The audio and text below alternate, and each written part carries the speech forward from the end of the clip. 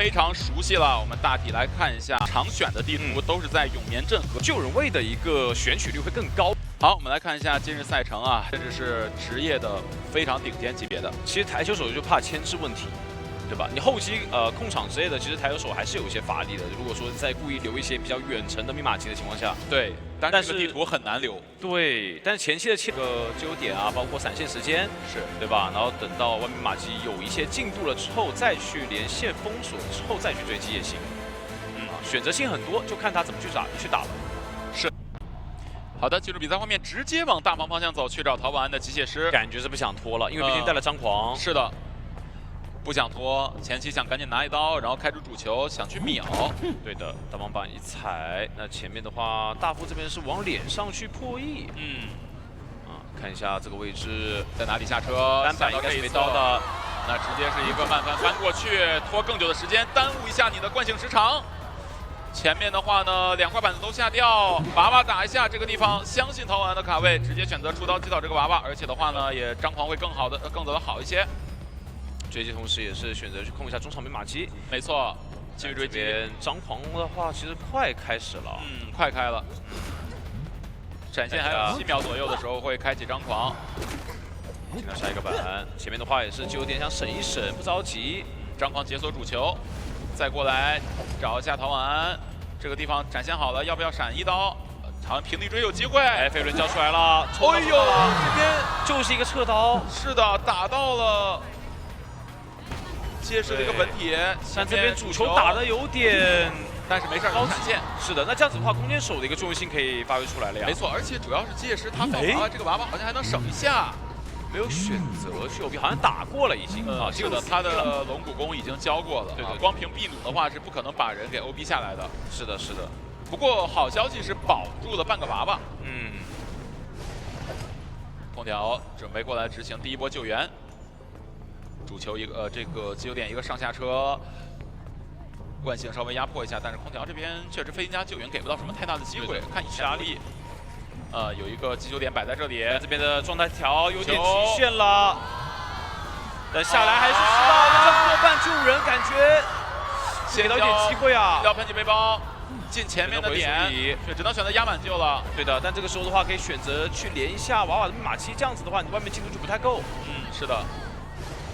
再过来，感觉救人这一波的话，确实给到了一点机会的。对的，但好在没给状态，所以选择再压满过来就给一刀，正常把人救下来，套出化解梅姨，压的比较极限。对，交一个主球，没办法躲不掉。弓箭手也过来了，硬等出来。这样的话呢，你也没有办法交出来任何东西，况且飞轮也没有好。没错。那娃娃那一台的话呢，还是。 被干扰的挺严重的，对，而且半个娃娃本来也不够，就我觉得他也是想好了放你娃娃出去修，但没关系，我这边可以去干扰到密码。过客这边 OB 一下，放一个主球，你就直接打 OB 下来，过客这边交互键，进主球扛刀，但是主球出来了，没有办法扛。那龙骨功进入 CD 的话，也没办法去 OB 了。是的，附近的话椅子离得也很近。对，其实就像我刚才说的。 你可以不在这个点打交互键，是对不对？不在这个点打交互键，这样你起码能控制你队友的一个位置在哪里。看一下这边进球，应该是想把娃娃先解决掉，娃娃先处理一下，上下车，给到一刀。那这样的话，娃娃也没有了。现在密码机是非常不够的，这是一个台球手的优势控场局。没事啊，上下车一下，不影响。 看一下，决定追谁。是，我觉得他在看这个密码机的一个分布，然后去安排自己的一个追击路线。是，那这边也找弓箭手了，看一下第一个当神，去用一个那个急救点加主球，但是想了想还是留着，找更稳妥的位置。不过追弓箭手是一个不好的选择啊，弓箭手的话还是算里边几个角色比较能溜的。没错，道具上面也没有损耗太多嘛。对，而且现在其实半状态的空调离得又最远。 感觉有点进入到了求生的一个拉扯节奏当中啊，但是密码机的一个分布能看得出来，有刻意去留一个2端远的密码机，但是绿河这边还是有个3连，这个图就是这样，对，留的再远它也会有，还是有，对，没办法，这个台球手，而且这个终归算是一个不大的地图，他有时候赶路也不用花太多的无效击球点。没错，能看到过客那边已经是最远端的了。其实这个3连的话还是稍微有点远的。在控下这边密码机逼回一块表，有惯性要不要尝试蓄力刀蒙一下？有机会。哎呦，还好回忆这边经验老道，没有选择往半区里走，再摇一段。关系看一下能不能再给刀，没给到。回忆这波扛住了压力，2波非常关键的反走。主球瞄准，但是空调已经非常灵性的拉开了。这边密码机也不太着急去破译，只要保住自己别上倚。是。回忆在这边立刻再给压力，但这样的话回忆的道具消耗的可能会有点快。这波翻过去，但是隔防刀打到了。这个2阶的话落地的一个后摇会有所缩短。但其实这个状态给到外围2台密码机去拉扯有点难的，因为这边空调也是一个半状态嘛，而且道具只剩1个背包了，2个背包。看一下这边闪现好了，闪现直接给到一刀，直接击倒。背包没有交出来，而且看到了地窖点在大房外围。对的。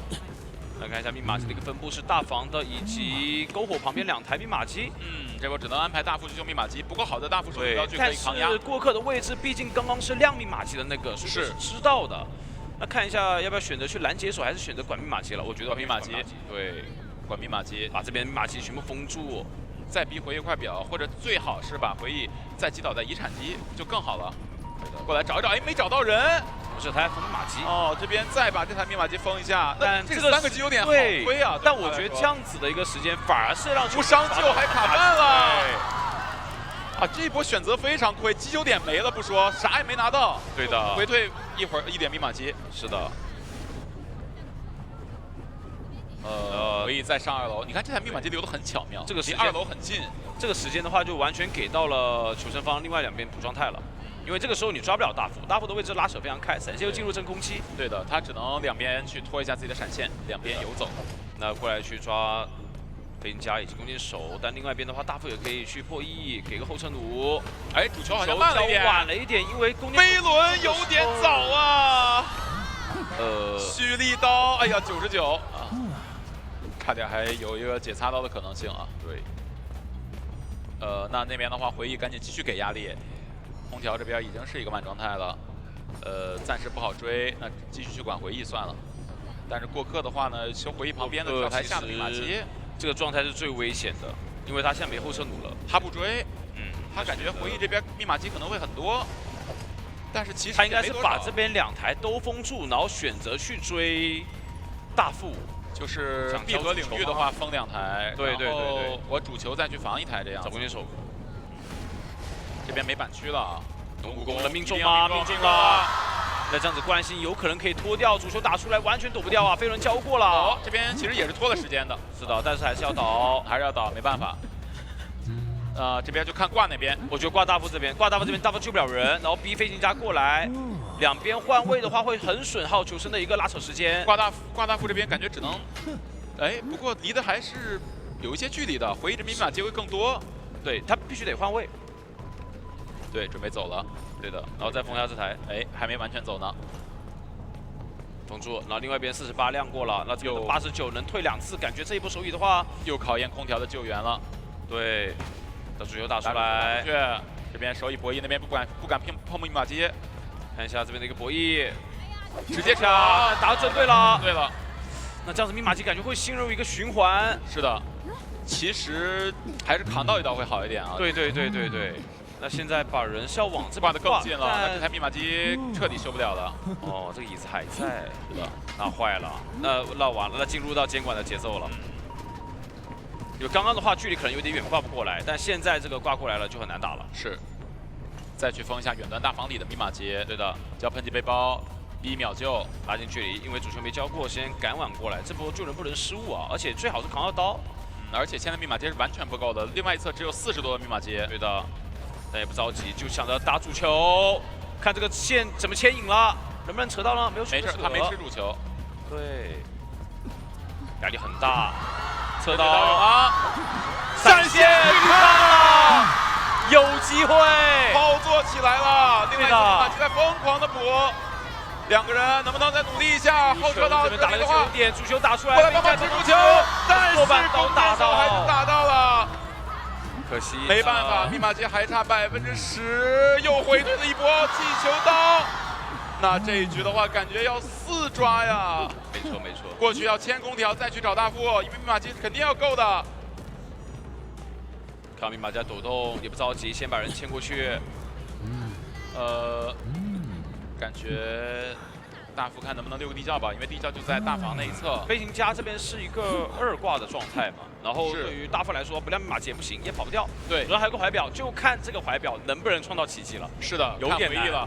对，这是5分和差5分和差2分的一个区别啊。没错，很大的一个比分。已经看到回忆了，但这块表现在交的话，感觉有点不够的。对主球交了，但主球交出来交表的话，我觉得是非常划算的。对，但是第2段怎么办呢？看一下，再找你的位置。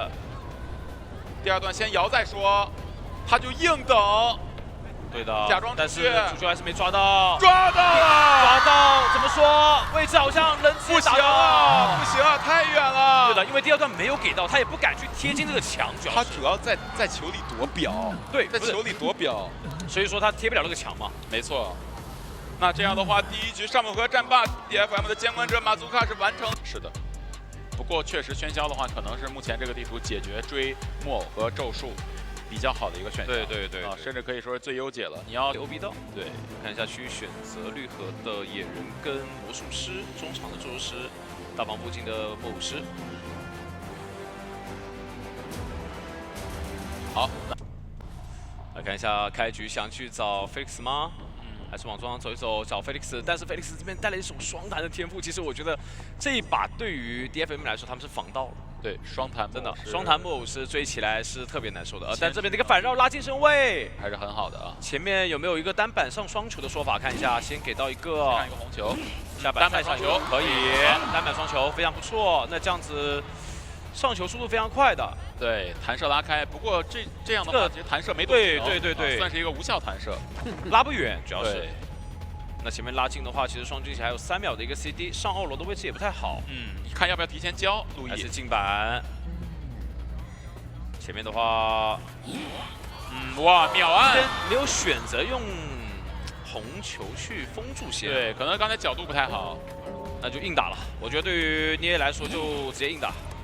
那我这样开2阶，对，其实也是一种打法。为什么？因为我提前开2阶的话，对于手柄上面来说，摊双倒的一个能力更强。是的。但是现在这个追击节奏其实已经没有那么好了，是的，而且他现在还挡不了呢，对吧？还要再交路易，看这边的一个双弹确实发挥出作用了，两边一个弹射直接拉开距离，空中飞人过来，但是没关系，还差1颗球，双惊喜没交出来，移形贴脸，但是还能变路易，交路易，红汤烫住，双惊喜上双球，哦呦，10局再顶1球，领球，那完全牵制够了。主要是10局已经顶2波了，这都第2波了。哇，没办法，喧嚣现在哦，你交过绕场，所以说我不担心。这边再一个反扑，这一波牵制绝了，给一刀，还好这波刀期延长。那这样的一个牵制节奏，再加上喧嚣他没有控场，你要说有手椅的话，稍微有一点点，但是不多。失去了双倒，没错，失去了2次，等于说基本上开不了2阶。是，本身你是为了去开2阶去打他这个路易的嘛？对的。啊，那现在这个情况，让魔术来救援，看一下阿派这波救援，直接交一个猛棒，找不到位置，贴近椅子，翻冲过来，博弈吗？怎么说？黑刀就一刀。很稳，想是先打后面再打前面，骗一个震慑出来。不过这边是打到一个双倒，但是前面的话化险为夷期间还是能交出路易的。看看菲利克斯这边还能不能再牵制一下，牵制住的化险为夷。好，这边的话就差一个红球，对的，牵制住化险为夷了。我觉得等它结束吧，等它结束再打就行了。其实刚刚好牵制出一个化险为夷，但这波双倒的话呢，对于他们想走一个来说，好像影响不是很大。影响不大。但对于对局来说的话，你也有一点机会，可以这么理解。因为现在什么呢？他可以去打拦截。如果这一波拦截能打到的话，是有机会的。因为野人这边上出了，看一下他的视野里好像已经看到了倒地的阿派，而且现在的话粒子也在脸上。看这波拦截，有点难受的，上到。哎，但手位不要，打断了，这边2球还有，打差一个板球，哎呀，天了！我的天哪！没技能，手里没技能，纯靠白球角度，结果白球角度不好。哎呀，他双龙机器交歪了，他还有一段的是交歪了。那现在要去争4的一个面，我觉得就基大大本上没有了，对基本上没有了。看一下这边，周师也过来帮忙，想拖够最后台密玛姬，哪怕拖不够也是让你控不了场。不过这边应该是来不及交了，来不太及，来不及交了。对的，那这边密码机的话，一行我啊直接传，但是阿拜那边居然敢摸密码机。对，看一下魔术棒交出来，拉开距离，堵住位置了。但是他不打这个魔术棒，而且阿拜这边他是没有回光返照的，他这个角色是非常大胆的。菲利克斯现在得指挥一下了，要不然军心有点乱了。菲利克斯说：“别急，来运营一下。刚飞啊，别急。这边只会再迷惑一下。好，打到了。这个牵制时间来说的话，我觉得是完全已经让外围的人都跑好位置了。是的。而且你传送交了，对于他们来说要跑一个的对局，现在就抢密码机，等一个双城惊喜。看魔术师这边道具已经没了，双城惊喜上到一颗球，再翻回来，再给一颗球，打到。但这边的话是不能去打手椅的，这个时候要主动去控场。不过他应该好像看出来了，阿派他是没有回光返照的。对，过来挂到了离瓦尼这台密码机稍微近一点的位置。这样子的话，让你的选择不挂，放下了，他没有自愈。但是我觉得是要挂的吧，还是挂了，要挂了。然后这边再去打咒术，但他看到满状态的咒术，但其实求生这边的一个拉扯非常好，野人是提前了非常久的时间绕了一个圈过来。是的，咒术师也没有回光返照。对，但咒术师能牵制啊，这双蓝飞轮的天赋。绕住架住这个板区。对的，飞轮，着急，那这样子给到一刀，身上还有一颗红。2阶土，他想省猴了好像。对的，而且刚才红球烫到也交不出来，4层红。但现在是2个半状态，对于捏来说又有一波收益机会。好吧，就看一下这么能不能抓住，因为为什么现在是魔术师要贴门的，他没有回光返照。对，如果说我打手椅拦截打出来的话，这一波是有机会的。看一下，红球有点打倒了，那这个压好，没有办法捡起来。那这样子把人挂上，手上有传送，但是密码机还是不够。难道说传送落地，传过来，半状态没有道具的魔术师你怎么溜？双机器只需要等就好了，不着急，只要别急。对的，还有一段交互，直接完成4抓，捏真神了。环4，先不要笑太早，对吧？是的，因为为什么不要太早下结论？对，因为当时我们觉得最可惜的点，可就野人救人那波没打是拦截，但你躲得过初1，躲不过15。是的，捏的话，杂货商他有那个重金之托什么的嘛，可以防古董。千万不能让这个阵容循环起来。对，因为这个阵容但凡医生古董搭配起来的话，感觉有点永动机了。对，就永动机就打不动了。是，这个千万不能。选择大防了。大防的话离医生更近点感觉，而且能让医生进不了大防。对，那挺好啊，我觉得这个选点对于捏来说还挺好的，把古董商也分割开，是吧？我来 OB 也比较困难，往沙包里。直接过去找一下瓦尼。是古董商。前期处理古董商，后期古董商就不来处理你了，跟医生一个道理是吗？但是医生同样也可以帮我们扛嘛。对，而且医生的话，他前期后期都可以来处理啊。对。直接转出大门了，想偷走，但是发现视野暴露了，算了，还是回来溜。这边压个狩猎，感觉这个移速非常快。前面的话好像有一刀的说法，给一棍先打退，没有给到止戈。想法道具逼，野棍躲掉了，碎石正道打断动作，再给一刀。没教藤蔓一炸一刀是什么意思？这个转点我觉得是不是有点紧张了？有点紧张。藤蔓没有缠到，但是拉到一个空地，想准备躲棍，但这边也不交棍啊！空地博弈吗？空地博弈。碎石博弈到了。再吸一个碎石，架住点位。是的。但是只中了一个止戈，就一个碎石了，手上有飞轮，前面止戈结束，飞轮躲掉一刀，这个飞轮原地，基本上就进不了交互了，进交互就吃碎石，对，一样的，而且手里已经没道具了嘛，那这个牵制的话还是比较短的，而且闪现没有逼出来，对，看一下这波救援吧，救援的话呢，让粒子来还是阿派来？阿派的话呢，因为他是被通缉到了，但是还是在往这边赶。想用大喷吗？这样的话感觉得交大喷了。哦，这个位置应该要交大喷了。哎，看一下，他这么溜达过来了，想以前手椅，博弈，确实没扎到，哇，定住。哦，想活震慑，偷出一刀，但是还是没有打到啊。对的，给到一刀，非常精准的一个投篮。阿派还敢修？哦，还好不修了，我有闪现的，你再修我就闪。是啊，这闪你这个感觉他们的这个执行力就是很强啊，就是我必须得抢这3%的密码机。把人这个挂上。其实我感觉刚才修还给捏捏提了个醒，哎，我是不是忘封密码机了？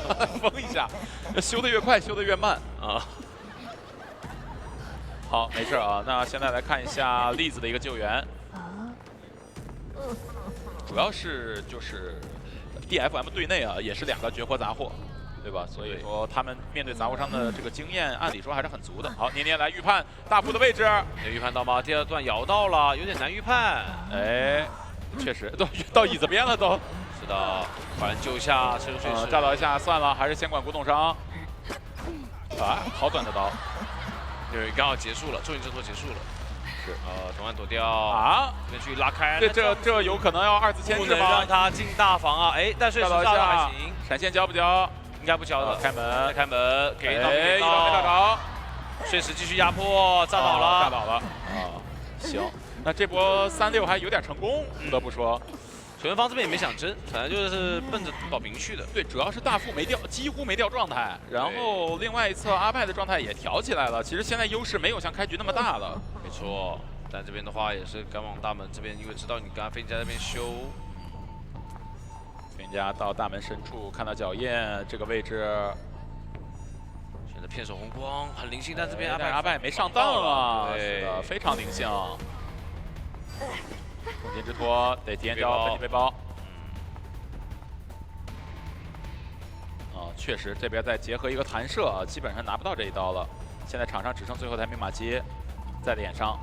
是的。随时。哎，这边想开门吧？那藤万这样子的话，缠到了。哎，缠到了，利用障碍物的一个拐弯。对。但手里没碎石，没有办法秒，还是倒不了。还得再追一下。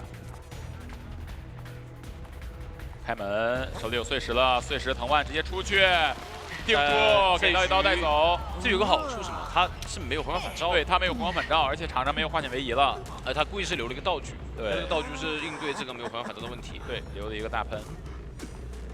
栗子过来准备执行救援，手里还有块怀表啊，救援压力还是有一些的。Felix 也在，哎，谁救啊？哦 ，Felix 救。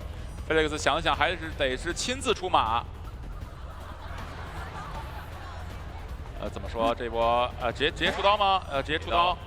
然后那边栗子正常修密码机，这波得找医生了吧？感觉不找医生，一会儿又救一波。碎石，开门啊！不找医生就让他救。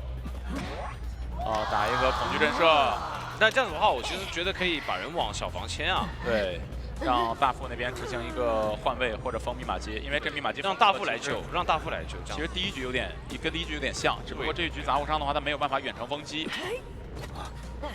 然后这样还是要考验一下弟子，不让你多修一次，那对吧？捏捏直接这个藤蔓出去，万一缠到了，这个缠到搏一搏会真胜的，看一下没搏到，但没有选择过去。藤蔓主要是也有点短，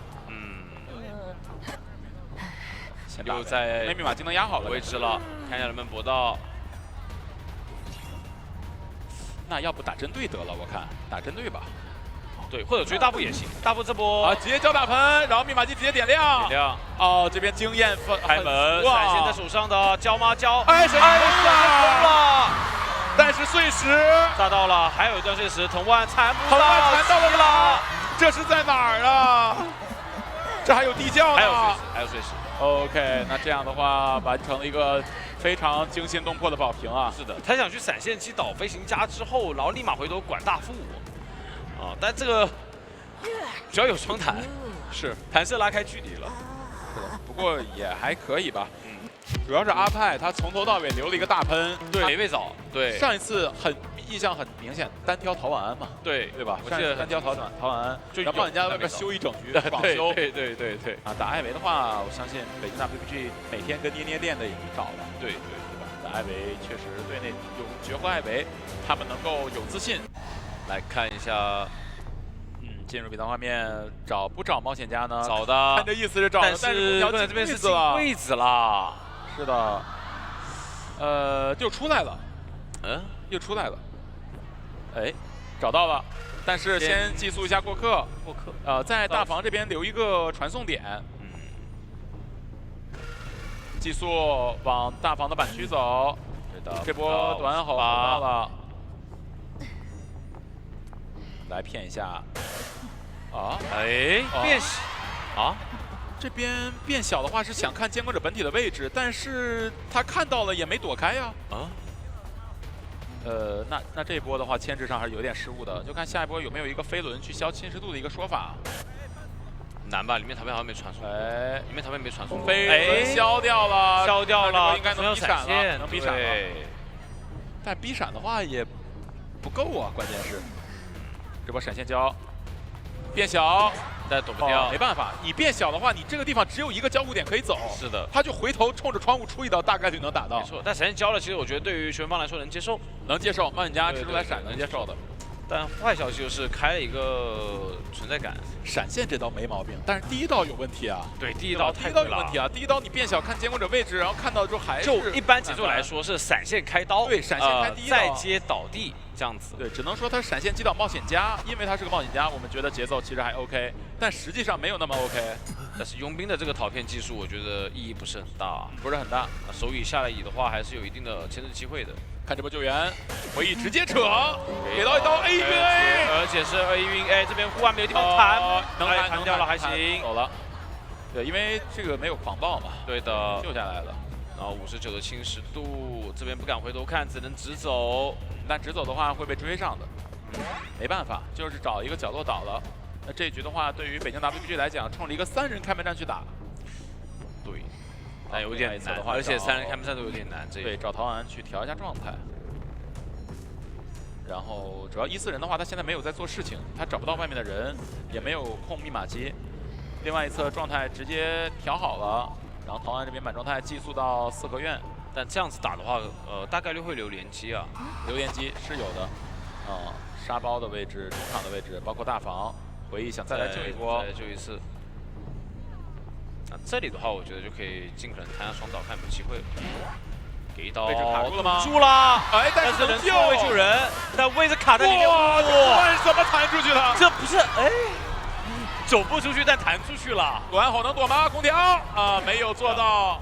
但是回忆这波太惊险了，天差地别啊！闪电侠嘛，这是。对啊，你想一下，如果说这一波贪多用冰刀双倒的话，其实整个对局上面我就无痛去衔接2挂了。让我想起来咱们新出那个潮汐盛宴模式里有一个可以离着远交互的那个卡牌，有点意思。那看一下陶安这波2次牵制啊，先用一个韦伯效应拉开比较远的一个身距。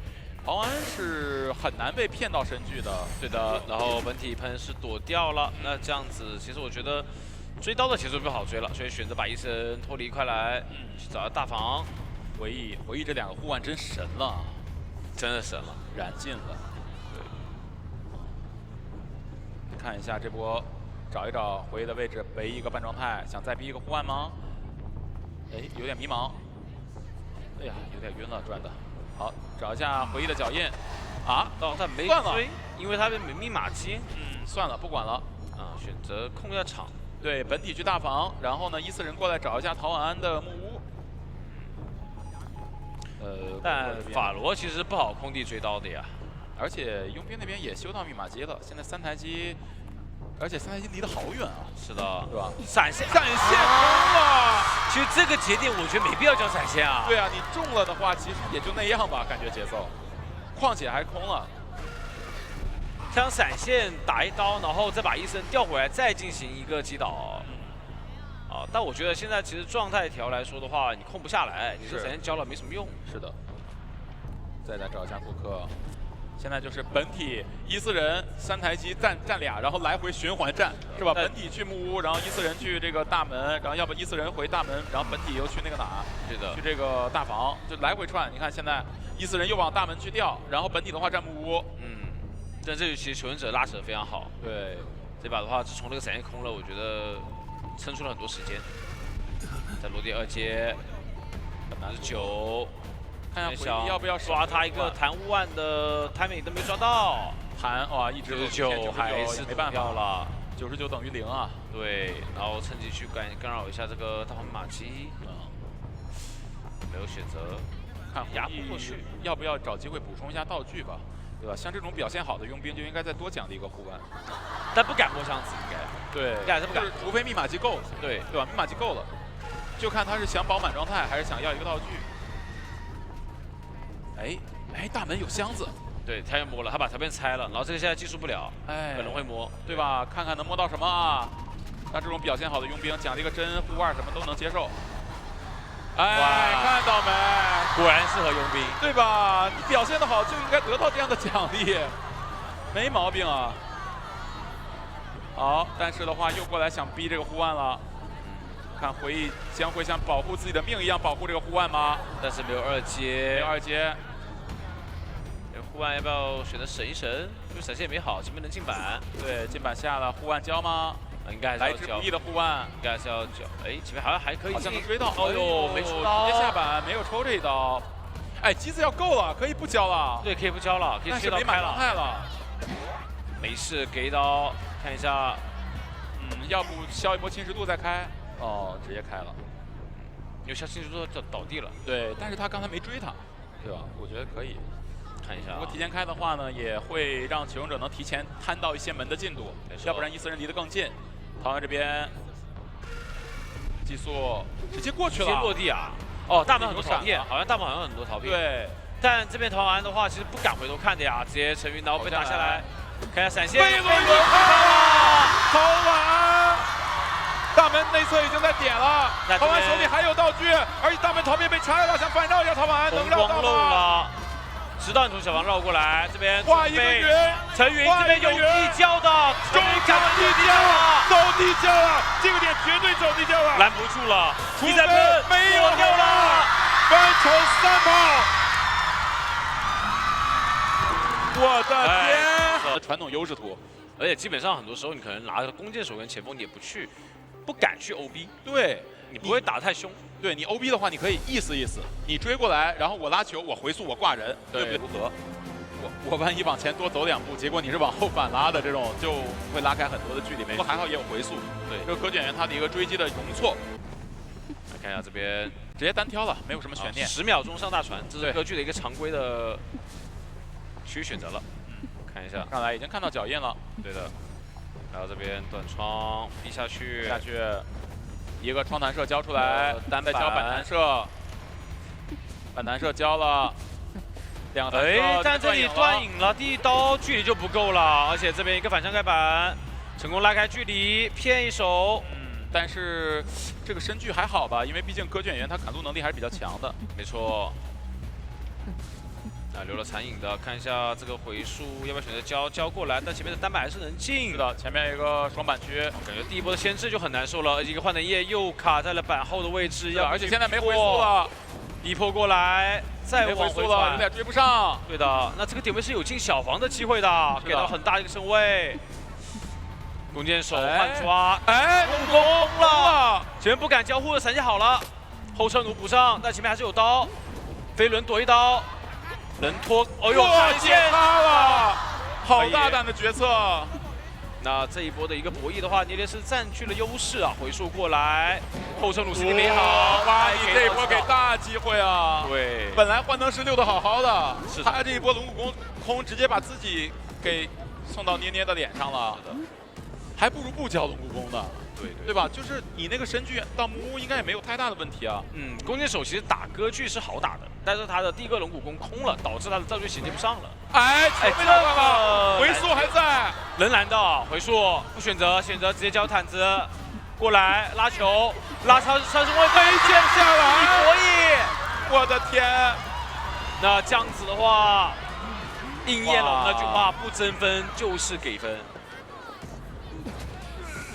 那你现在就很难打了，现在感觉已经是有点没招了，你很难打了，直接切了，切传送，然后看 Felix 这波救援，新郎给到一刀，但是还是能赶上这个距离啊，好像看一下有个加速能救到，对，能赶上距离救。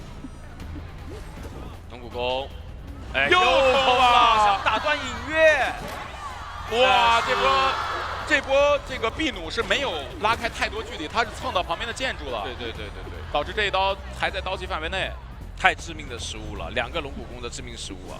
是的，而且外围的密码机修的也不够快，倒地之前也没有再上到一次龙骨弓的一个撕裂值，那把人往海边挂原来的椅子。传送没好，但不过这次的话，他们没有选择继续修密码机了，选择要先调一下状态。哦，这个刀器判定有些极限，看一下你这个续节奏能力了。只要找到人就追，不管我觉得不要找换灯石最好。对，但是别人也不知道在哪儿，反正闲着也是闲着。哦，哎，赌到知道你回来了，来博弈，还在博弈。这边再翻回去，只要你不翻窗，那我就翻回去。哦，还在原地，基本上。对，不好抓，换的不好抓的。是。下摆这边一个单板，等你过来了再下板，板子还踩不了。时间，翻过去，反弹。但前面溜的还是很好的，阿派。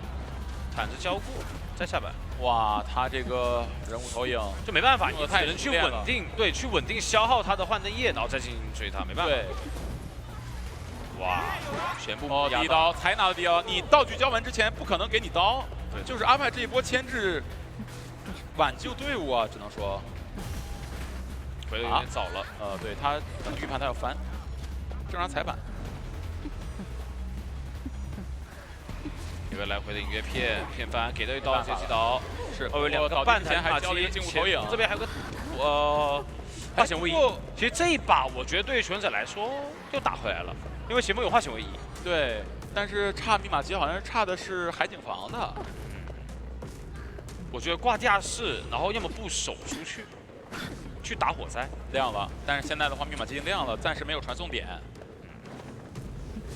看一下这波栗子的一个救援，海边排没有人，对，直接拦出去。海景房过来，没人再回溯。先把人守过半吧。对，没人再回溯过半。然后这一波看到有看到栗子吗？没有看到，但是着急，因为你海瑟只要没人修，我就不着急。看到了，这回看到了，过半了。栗子来的还是稍微有点的早哦，我感觉。感觉没有沟通好这个位置，拉球，但这个球有用吗？传落地，把你道具消耗完了，这边在抓火灾，不敢翻，给一刀。哇，这边没有来得及翻这个板子。对的，那这样子的话又给妮妮拉扯出空间了，而且你化险为夷还没有办法第一时间调状态。是的。来单挑一下 Felix。哦，隐约打断了，但是不然是有高的，这边攻到了脸上，自己进入 CD 了，给到一刀直接击倒，那这样直接挂遗产了。前锋这边道具是消耗了很多，而且幻灯师这边是一个上挂飞的一个状态。是的，他应该刚才在精武投影之前观察到了我觉得也行，挂这里也可以，排一下呗，一整台的密码机的这个节奏排一下前锋的位置。直接找幻灯师也上传了，但找幻灯师的话得把要被6啊，找幻灯师要被6的，把前锋给骗出来，应该是假装来吧？不对，把前锋骗出来，看前锋能不能过来。看到了，那这个影子回的有点远了。对，主要更近的影子已经消失了，没办法。这样来回去再拖自己的传送嘛。传送能拖出来，而且大船的话第一时间贴不了门。对的。甚至说密码机大船可能都亮不了，可能要再吃一波船。对，再往这边去挂，这样子去压迫你的机子。换成是他必须要修得很小心翼翼。没错。挂到小破船的位置，然后栗子的话也没什么意思？让幻灯师来救吗？幻灯师来救，前锋续修，幻灯师救。幻灯师和我觉得这样子开门战会不会更难打？对，离小门更远了。密码机是能压好的。哎，这波离形状态，但是到椅子前会消失。有个好处是必须会打一刀，看他打不打，他要打针对，他知道你的天赋啦。那这样子的话，就看这个下野针对刀怎么说了。打到了就有4，打到了，针对刀打到了菲利斯。对的，前锋这边点门很慢，是的，而且手里有船，反正是至少保一个3，至少保3。对，但这边换成叶看一下道具还是挺多的。给过来，进不了板，直接进，因为他进不了板，他用不了换成叶，他放到外面没用。是的，所以说，他刚才那个人物投影 CD 没有好，没好是吧？没有好，他那个静物投影 CD 好了，但是现在就看一下捏捏，哇，直接传过去，梅尔明回速挂人，把人挂上。那这样子的话，就排下前锋位置，但前锋没有点过门，可能会冒压。是，而且这个位置是根本没有地窖的，地窖的位置在大门。没错，有说法，这边耳鸣气了，有说法。别着急，看捏捏的排点怎么说。看一下地窖的位置，先确定地窖的位置。就在大门，这是甲板底下还是大门？甲板下。但这个距离好像有点远。但是能追，只要不失误，影月只要不失误，湖景村地形很零碎，就剩一丝球。前面的单板有个博弈的说法，根本不给你博弈，直接绕过去，对，拦住你，架住身位。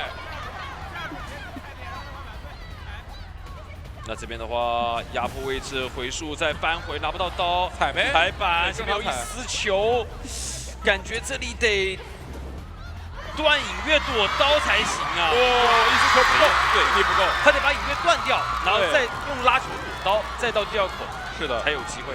这样的话，捏捏是完成了一个4抓，是提前帮助北京 WBG 锁定了本场比赛的胜利。是的。但是因为我们还是要算这个积分的关系，所以说还是要进行下半局的。对的，很大的。对，全消的话打一刀虫群不痛不痒，对吧？都差不多。你像有的监管者就不行，打一刀虫群那都人都拉走了。对，请追入殓。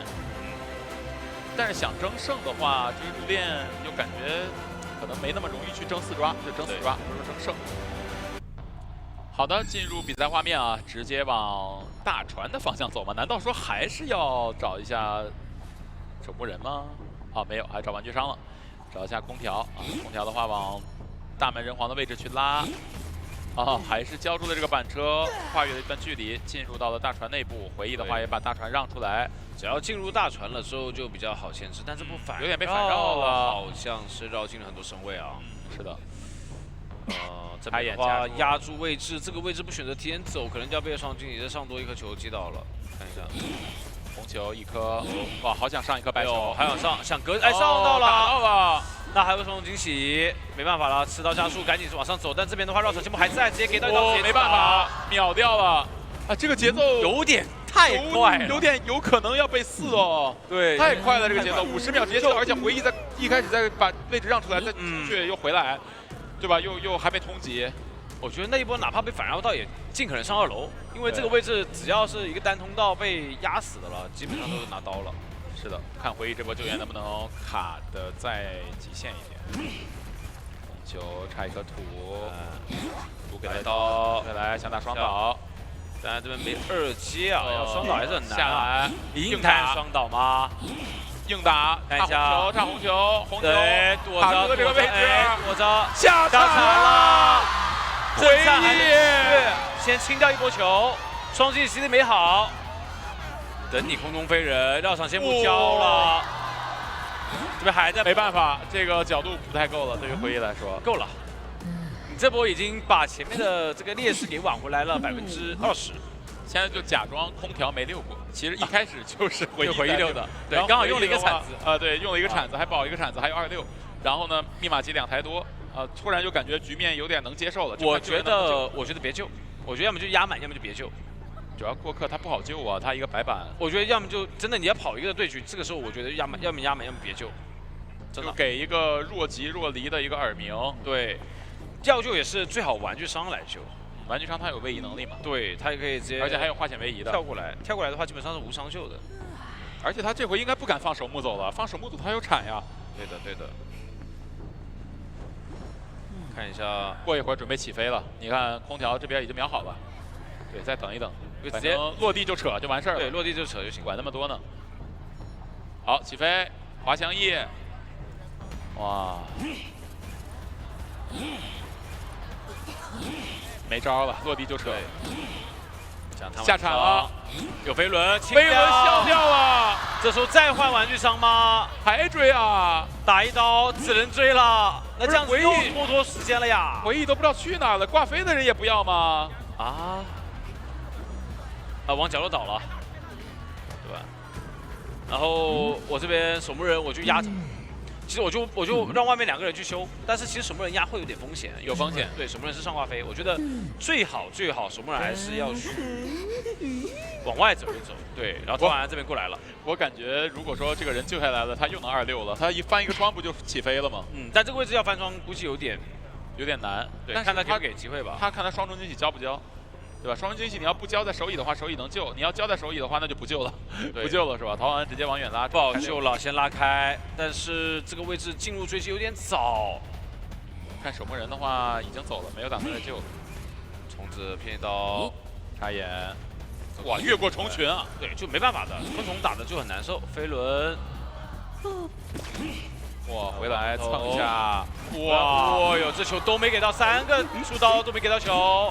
我的天呐，我的天呐，没招了这回，没有弹射，板弹用过，开一个弹弹用不出来，插个土球，哇，终于击倒了。好像这个局面还是可以去多的，因为现在的话救人也不一定好救，密码机的话也不太够，还是秉承不救。对，我就走1，对，反正有入殓师，走1的概率很大，而且我守墓人是个挂飞，这是我的优势。双惊喜拍双11了。怎么说？看到大船的密码机在动，那我就直接出去。逼远一点，要不去管密码机得了。反正你击倒回忆，你又不敢挂他，看到是个守墓人，对吧？哎，不修了，回头了，骗嘛，就来个骗嘛，我来回拖。对，你回去了，我就不救，还去吗？还救吗？救，要救了，好像有近身手段了。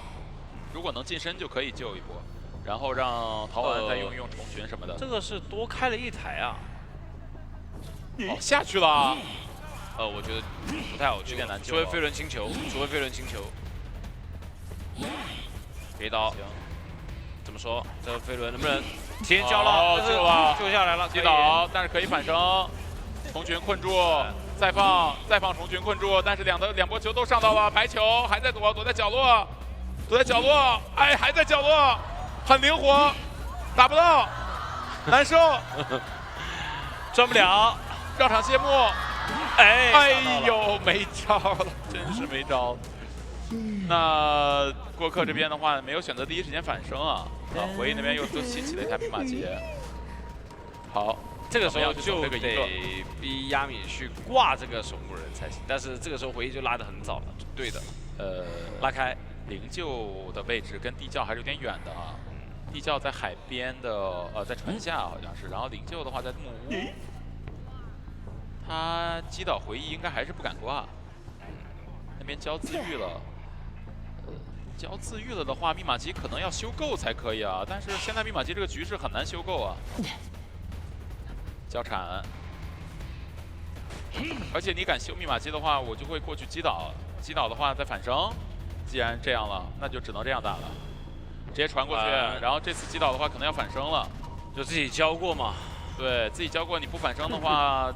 回忆那边压力太大了，是的，反生到木屋，但这台密码机没抢亮，回忆那边也是只有1台机。哎，哦，没办法了，哎呀，来不及按，先放。大概率是4了，这应该是走掉了。哎，但是他在地窖口哦，击倒还是不能挂，那回忆还能自起，你说这事儿闹的。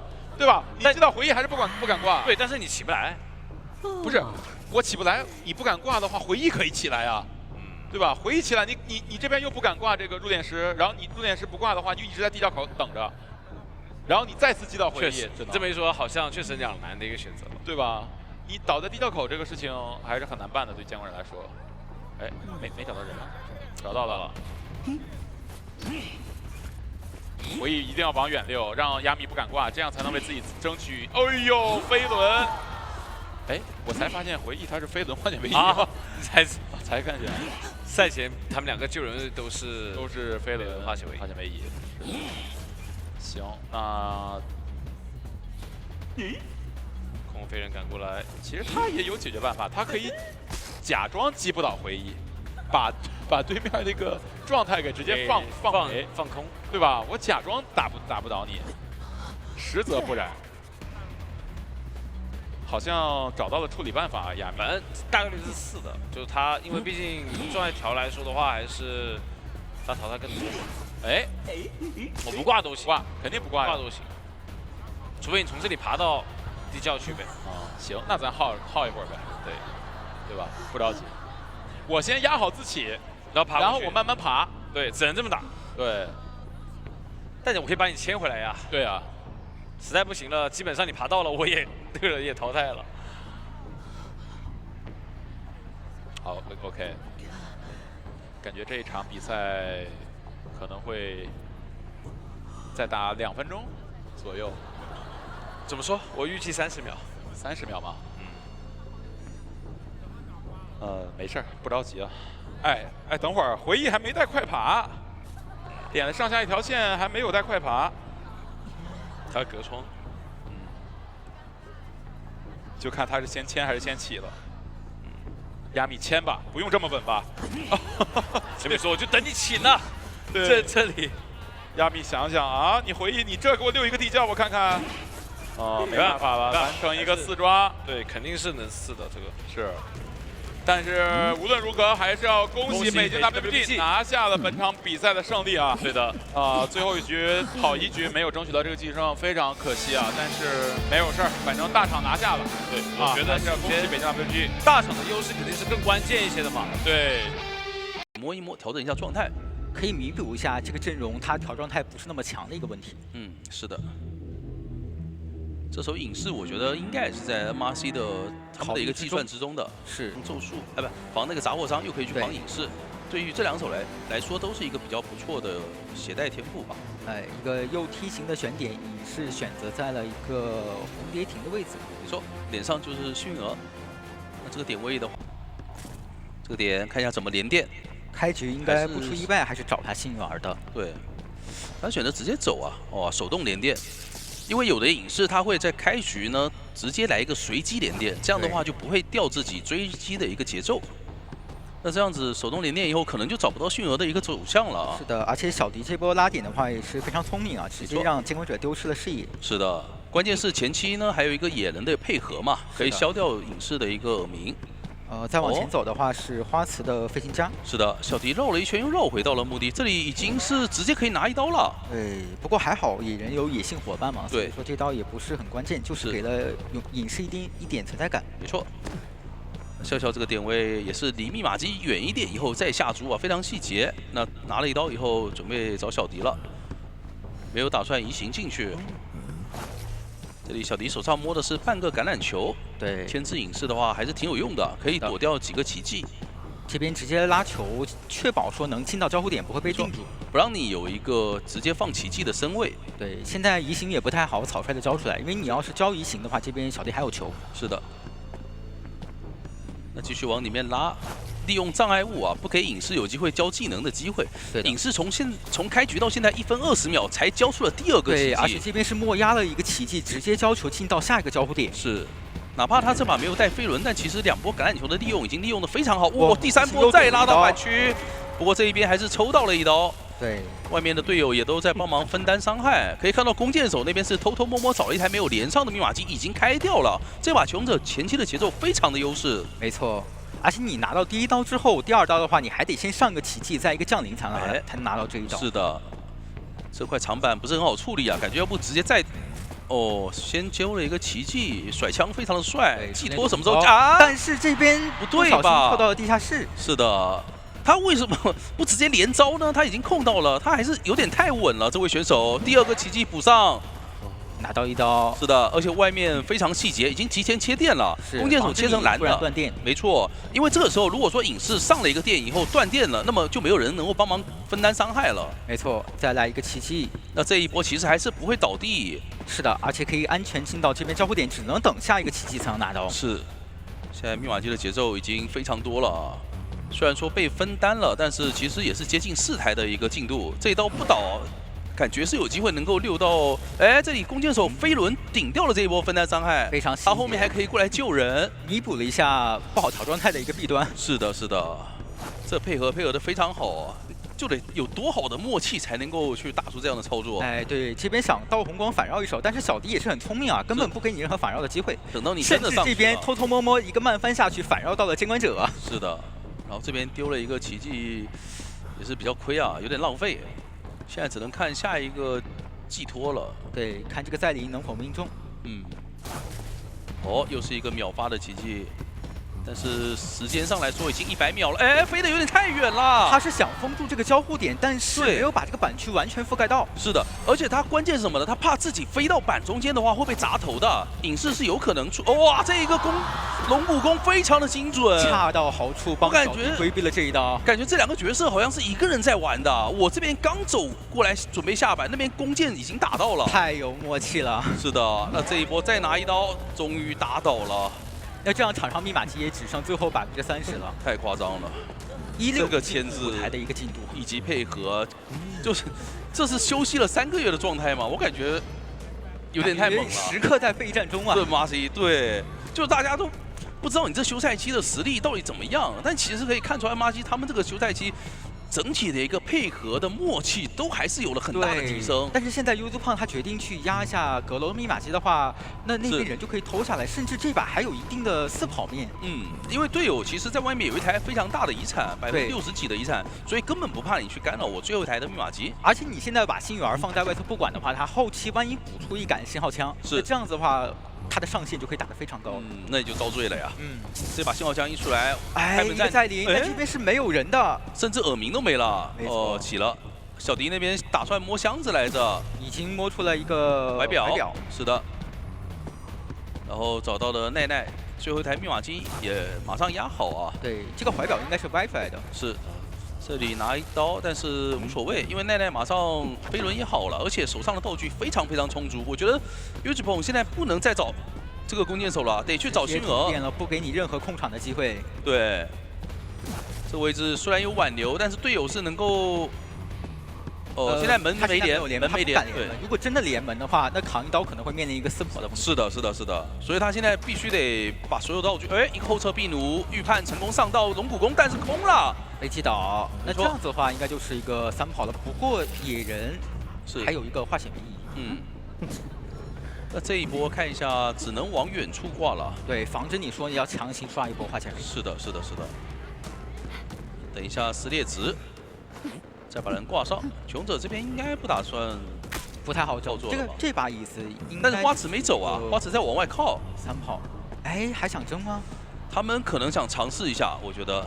花池这边倒是也有化险为夷，因为这样的机会其实不多啊，你得去考虑以后万一你需要去争那种避4局的时候，对吧？他们现在有3个人有红色电，这边是不会倒的，所以他们很能去争这一波4跑，一波声东击西，然后对让少少来救人。哎，但是来到椅子面前骑猪了。他没有选择掏，对，如果要掏的话，可能会面临一个2个人同时被击倒，并且这个椅子它是不足以利用化险为夷的时间走门的，所以建好就是说，你确保说是我上猪了之后我自己能走。如果说我把这个弓箭手是能救下来，但救下来之后我再给到一个奇迹，2个人一起上电，那可能就要被打一个双倒。他们就是想着我尝试一下，对吧？试过了以后感觉不太行，点到为止。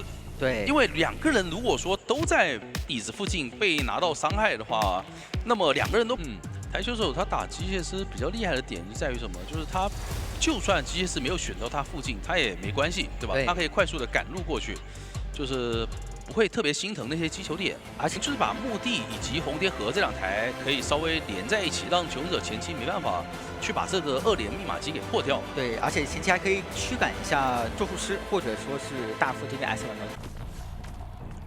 看一下这个地方。白鹿上来是直接往机械师的方向去堵了，对，哎，有娃娃被车撞了，伤大呀，无辜娃娃是。那这里看一下，找到了大副，应该会稍微逼一下，看他交不交道具。但是白鹿再往前走的话，是一个机械傀儡的位置。是的。这个耳鸣感觉机械师在甲门方向的一个躲藏点。对，白鹿以为这边是藏的一个娃娃吧，所以他在四处的看。终于是看到了机械师本体。不过好消息是，对于求生者来说，好消息是娃娃保住了。没错。但是如果娃娃保住的话，其实他没有扛刀的这个功能嘛，机械师不一定能够好牵制的。哎，这边哇，平地啊，是的，他当时这波处理失误了，应该说是在白鹿踩板的时候，利用一个踩板的僵直去把窗弹招出来的。没错。那现在第一刀拿得很快啊，闪现应该是有机会能够直接收走了，主球还吸到了，甚至不需要省闪，没错，还骗了一手飞轮，也成功骗出来了，1分钟就直接击倒，并且是倒在了中场非常容易控机子的一个区域。是的，那这个点挂上，其实求生者会比较难修了。大副这个点位，密码机直接被锁，白鹿看一下要不要考虑往外面再去逼一逼红蝶河这台。先透视一下求生者，锁定到旁边是没有人的。是。看大副第一波救援，哎，躲了一刀。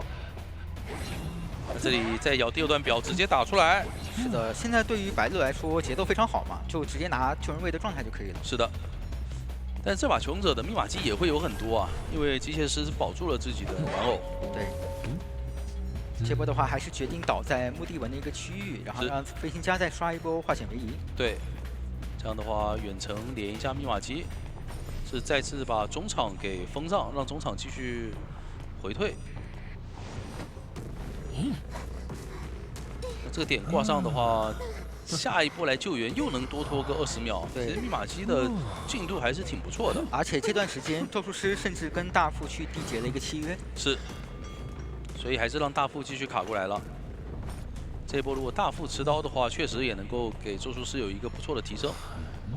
但同样的，对于求生者来说，这波的话，可能要不要考虑说是，要再救一波？是的。但是大副这波是没有化险为夷的。没错。看一下要不要打针对，还是说手椅有没有？哇，尝试出了一刀。现在主球在 CD 啊，哎，有闪的机会了。哦，那这样子对于机械师来说，他吃出了闪现的话是很能接受的。没错，这是一个没有化险为夷的大副进行的救援。是的，是的。当时没有主球的情况下，就只能强行去交出这个闪现。但我觉得白鹿也可以接受吧，因为我找 CD 嘛，他这把也没有带底牌，那就闪现该交就交了，交了以后再去找下一个人的节奏也可以。这边是飞行家，想了一下，应该还是去想找这边的一个半血大副的位置。是的。这里找过来，看到了咒术的一个位置。现在咒术身上的猿猴咒像是直接有2层，这主球能关到吗？飞轮直接顶掉了这个主球。是的。再拉回来，但是还是没躲掉，没错。那这样有点得不偿失了。他是不是没注意这个轨道的一个位置吗？他还在猿猴咒牵制。那看一下，这里拿到1刀以后，去找一再放下一个击球点，对，去找一下大副。这波至少得逼掉一块大副的怀表。没错，主球 CD 马上好了。好，消表不杀，消表我直接撤。对，我把这台密码机封上就行了，保证它可以回退，然后我再去管外面的密码机。因为这台只要一回退，其实外面还是等于要修一台全新的密码机。对，而且走过来的话，主球 CD 又好了，这不是添加力很大。这里交一层喉，但这个板子你敢玩吗？敢玩的话。踩掉以后其实不太好走的，对，还得再交一层喉，有3层，但是进到主球架板吗？直接蓄力刀带走。是的，甚至都没有交主球，利用这个冲动加惯性，持续的最后几秒钟把人给打倒了。对，那这样节奏又续上了，并且2个人是当面在调整，但这个状态是调不好，调不好差一点点，好像还想拿起修刀尝试一下。哇，还好有个护腕，如果没有这个护腕，直接会给到一个气球刀的机会。是的，这个气球刀打到的话，感觉求生者这边是真的直接崩掉了。没错，但是如果说实话，现在这个局面对于求生者来说也很难运营啊。是，我以为你要说实话，如果不翻这个护腕的话，能摸满，对吧？但是他至少有这护腕也保了自己这一波没吃气球刀。对。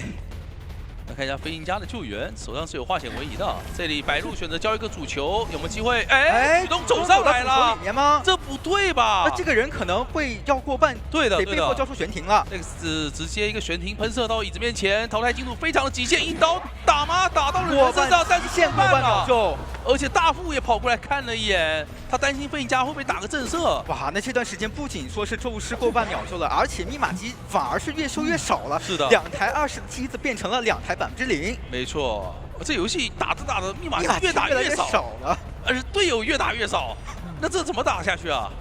白鹿这个控场思维真的是太清晰了，而且这边加拉是挂飞的，挂飞完以后，那边大副和飞行家你还得考虑要不要调整，对吧？你调整，那么位置暴露；不调整，一会儿找到了，可能就是直接续一个节奏。对，半状态的飞行家，看一下白鹿这边能不能嗅到2个人的位置。有点困难，因为他们这次摸的点位非常谨慎，因为刚才已经犯过一次错误了嘛，这次一定要在一个靠近地图边缘的位置去是的获状态。在甲门的最里面，那这一波白鹿是往甲门这方向排，已经齐2名了，而且大副手上是真的没有道具了。不过这边碰到的是飞行家，哦，非常谨慎，逼出了喷气背包，手上的主球还在，看一下应该会在近板的范围释放。对，那这样子的话被主球吸到是可以有一刀的。是的，也没办法，因为当时那个地方你道具在 CD， 你去左边的窗户吧，你身位不够，所以还是只能硬吃这个主球了。对于求生者来说，我觉得他们现在就不要想着破译了，就去摸箱子就可以了。对，因为你永远都破不完这最后100%的密码器的。是的，说我去摸个道具补个状态的，没错，补个道具呢。是的。果然那边大副也是可以看到正在翻道具了啊，看一下能不能翻点对于牵制有用的一些道具。最好是再来一个护腕，哎，半颗球，哎，还不错，算是给到了一些好一个的面嘛，哎很少。又吸到了这个主球，白鹿这一把的主球好像还没空过，而且大副就在脸上。是的，熟练度很高啊。这边可以无缝衔接一个追击节奏，假想要直接去跟。甚至中场这个3%的密码机好像也要被回退了。对，白鹿现在完全不急嘛，反正你密码器进度是一直停滞的一个状态，我慢慢追就可以的。用主球先拿一刀，然后还闪现还有30秒，也快好了。这也是一个预判的主球，是，然后击球点拉完了。对，击球点已经不太够了，所以没办法把主球再给拉过来。距离有点远，这个不会也能吸到吧？有点困难。是的。但是这一刀还是可以给到的，没错。而且同一时间那边的飞行家自愈也是交过了。他现在也不着急。对，大副，哎呦，没赶上车还差一丢丢啊。是的。其实就算赶上车了，你可能下车之后也会倒。对的。但是没赶上车的话，拖的时间肯定不如赶上车更久一点。就看起来更惨了一点。现在可以看到飞行家 S 版削了一下乌鸦，我觉得他也得需要去翻一个道具了。但是地图上的道具好像已经翻了很多了。还剩下墓地的一个箱子，不过你现在要往墓地走的话，刚好跟白鹿撞个正着。没错，这边赶过去，判断的位置非常精准，成功找到了 6， 手上有闪现，可以直接闪现击倒。是的，直接打倒椅子上大副地上的飞行家，完全没有办法了。对，直接在标1拿到了一个8-1的比分。是的，这就是马 C 的统治力啊！太恐怖了，求生和监管都是打出了一个碾脑筋急转弯啊！是，那怎么样做呢？就是所有人都投的 A 修，然后他追谁，我就尽力去溜，反正看自己的一个操作，然后去把你的尾龙飞掉。反正大家都不好溜，对，那我们还不如追谁都一样，投入去破进防位子，主要是就是木屋的小乔家。对，看他的技能是选择了什么吧。如果是带兴奋的话，直接可以去小木屋；如果不是兴奋的话，他也可以考虑说去，是直接往中场的方向想去看一眼。然后把小说家钓鱼钓出来吗？哎，没有，想去找一下大门这边的幻灯师。是的，哎，想找佣兵，找佣兵，佣兵也可以追啊。对，我们前面说佣兵是能追的，而且哇，直接围龙过来就拿一刀，开局20秒钟时间。这个围龙，哇，根本不好溜啊！他投过来以后，佣兵刚好在空地上，他没法交互腕。那前面的点位放个插眼架珠，可能第2刀又要给出来了。是的。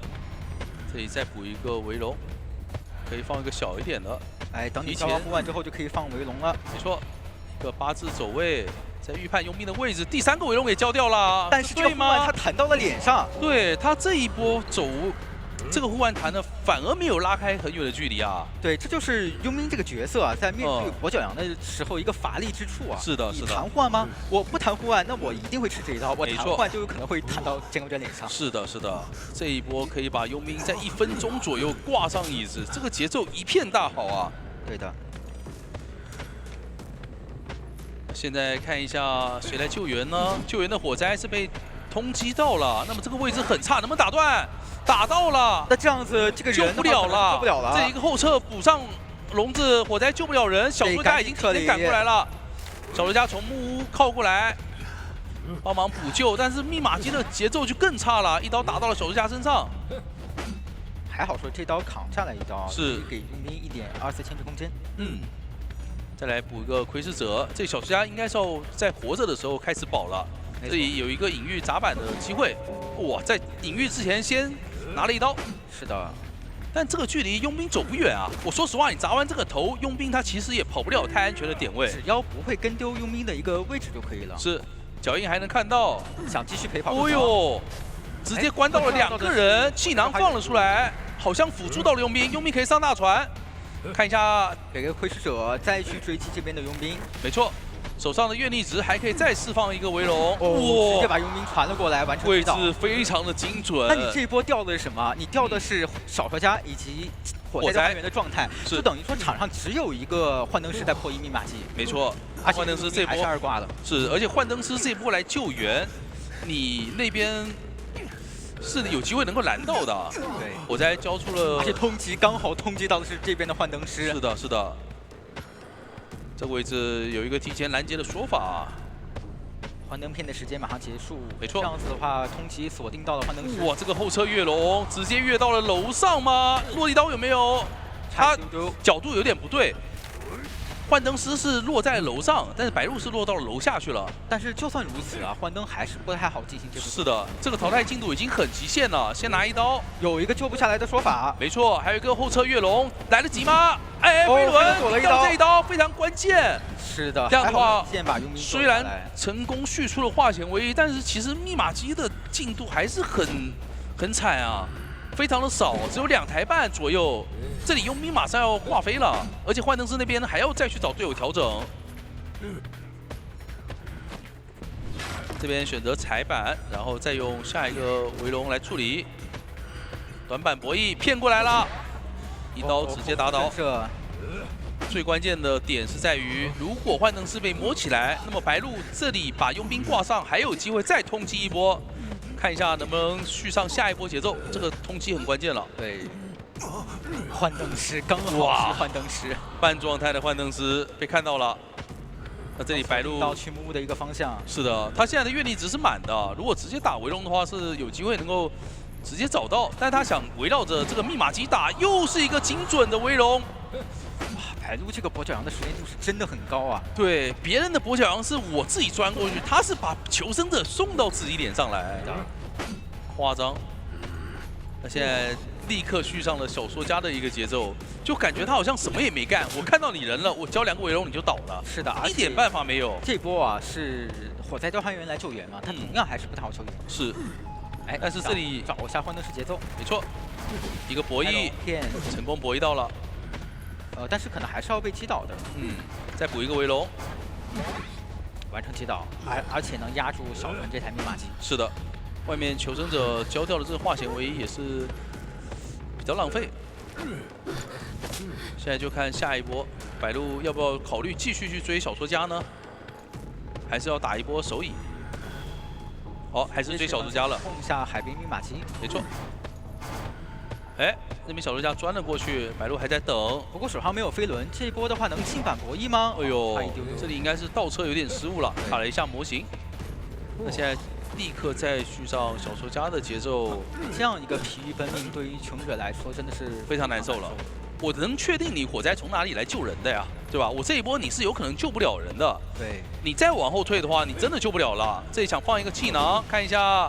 成功放出来了，但是开了监控者，不过效果并但是还是救不了啊！这个距离，哪怕你交了气囊的弹射，还是会在椅子面前被拦下。哎呦，完成击倒。那这样的话，局势就锁定一个4抓了。是的，这个打来回拉扯的思路，白鹿真的是太稳了，太会打这种疲于奔命的战术。对，他把求生者的每一个点都给算到了，特别是配上了一个通缉的辅助嘛，让他能够更加精确的。对于穷者的动向了如指掌，没错，而且再往前走的话，幻灯师的耳鸣马上就会出。是，小洛没有排干净这一波，他觉得可能会往小木屋的角落去啊。没事，这把节奏就跟上把差不多。对于白鹿来说，他有大把的时间可以去排这个耳鸣的位置，有充足的时间。现在只要耳鸣一起，基本上就是完成4抓了，反正他不起呢，大概率也是4抓。主要的点还是在于看多久找到了。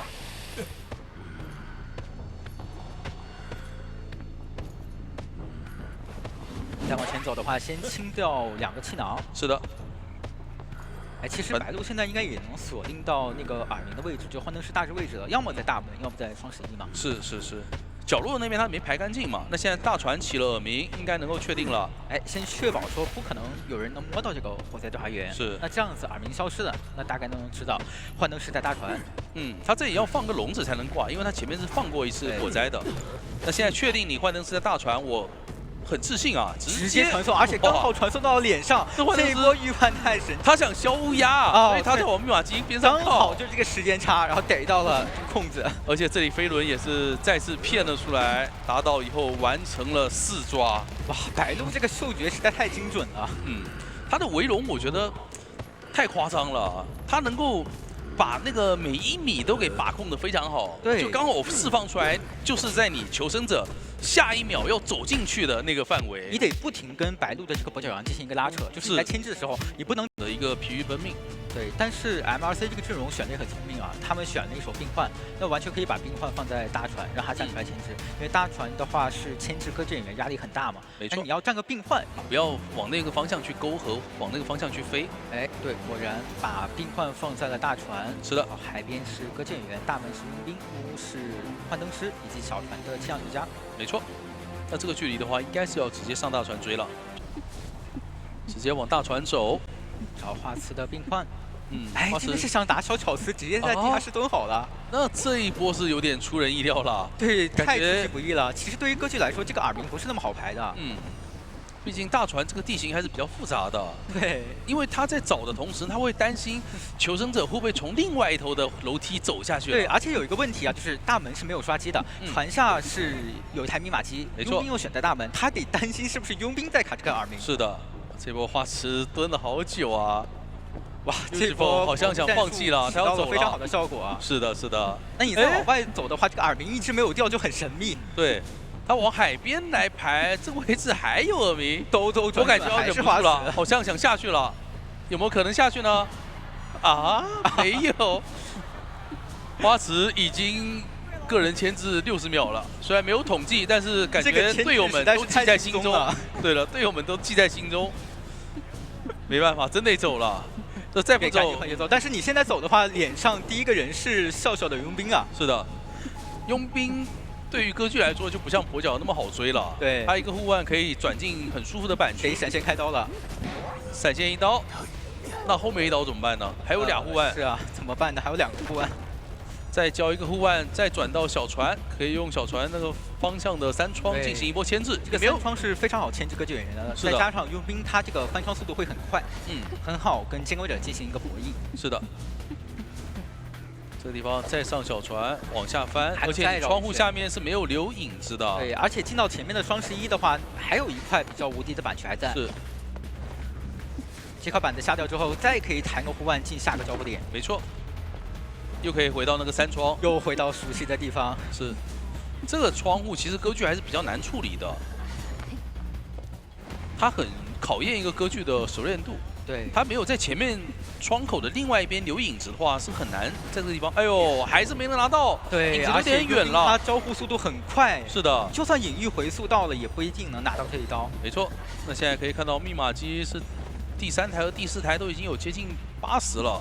甚至有机会能16进5台。对，你想想，一个回速20秒啊，他这一个20秒没拿到刀，又要再等多20秒，这20秒感觉3台密码机都快压好了。哎，对，走到前面的话就进入板区博弈的一个空间了。是，但至少监管者这边可以看到他歌剧还是有熟练度的。哎，断影了，不过这边一个道风光骗到了，完成了祈祷。不过现在你看长密码机只剩最后不到40%了。没错。缺的那台应该就是中场佣兵前面破译剩下的那台机子。对。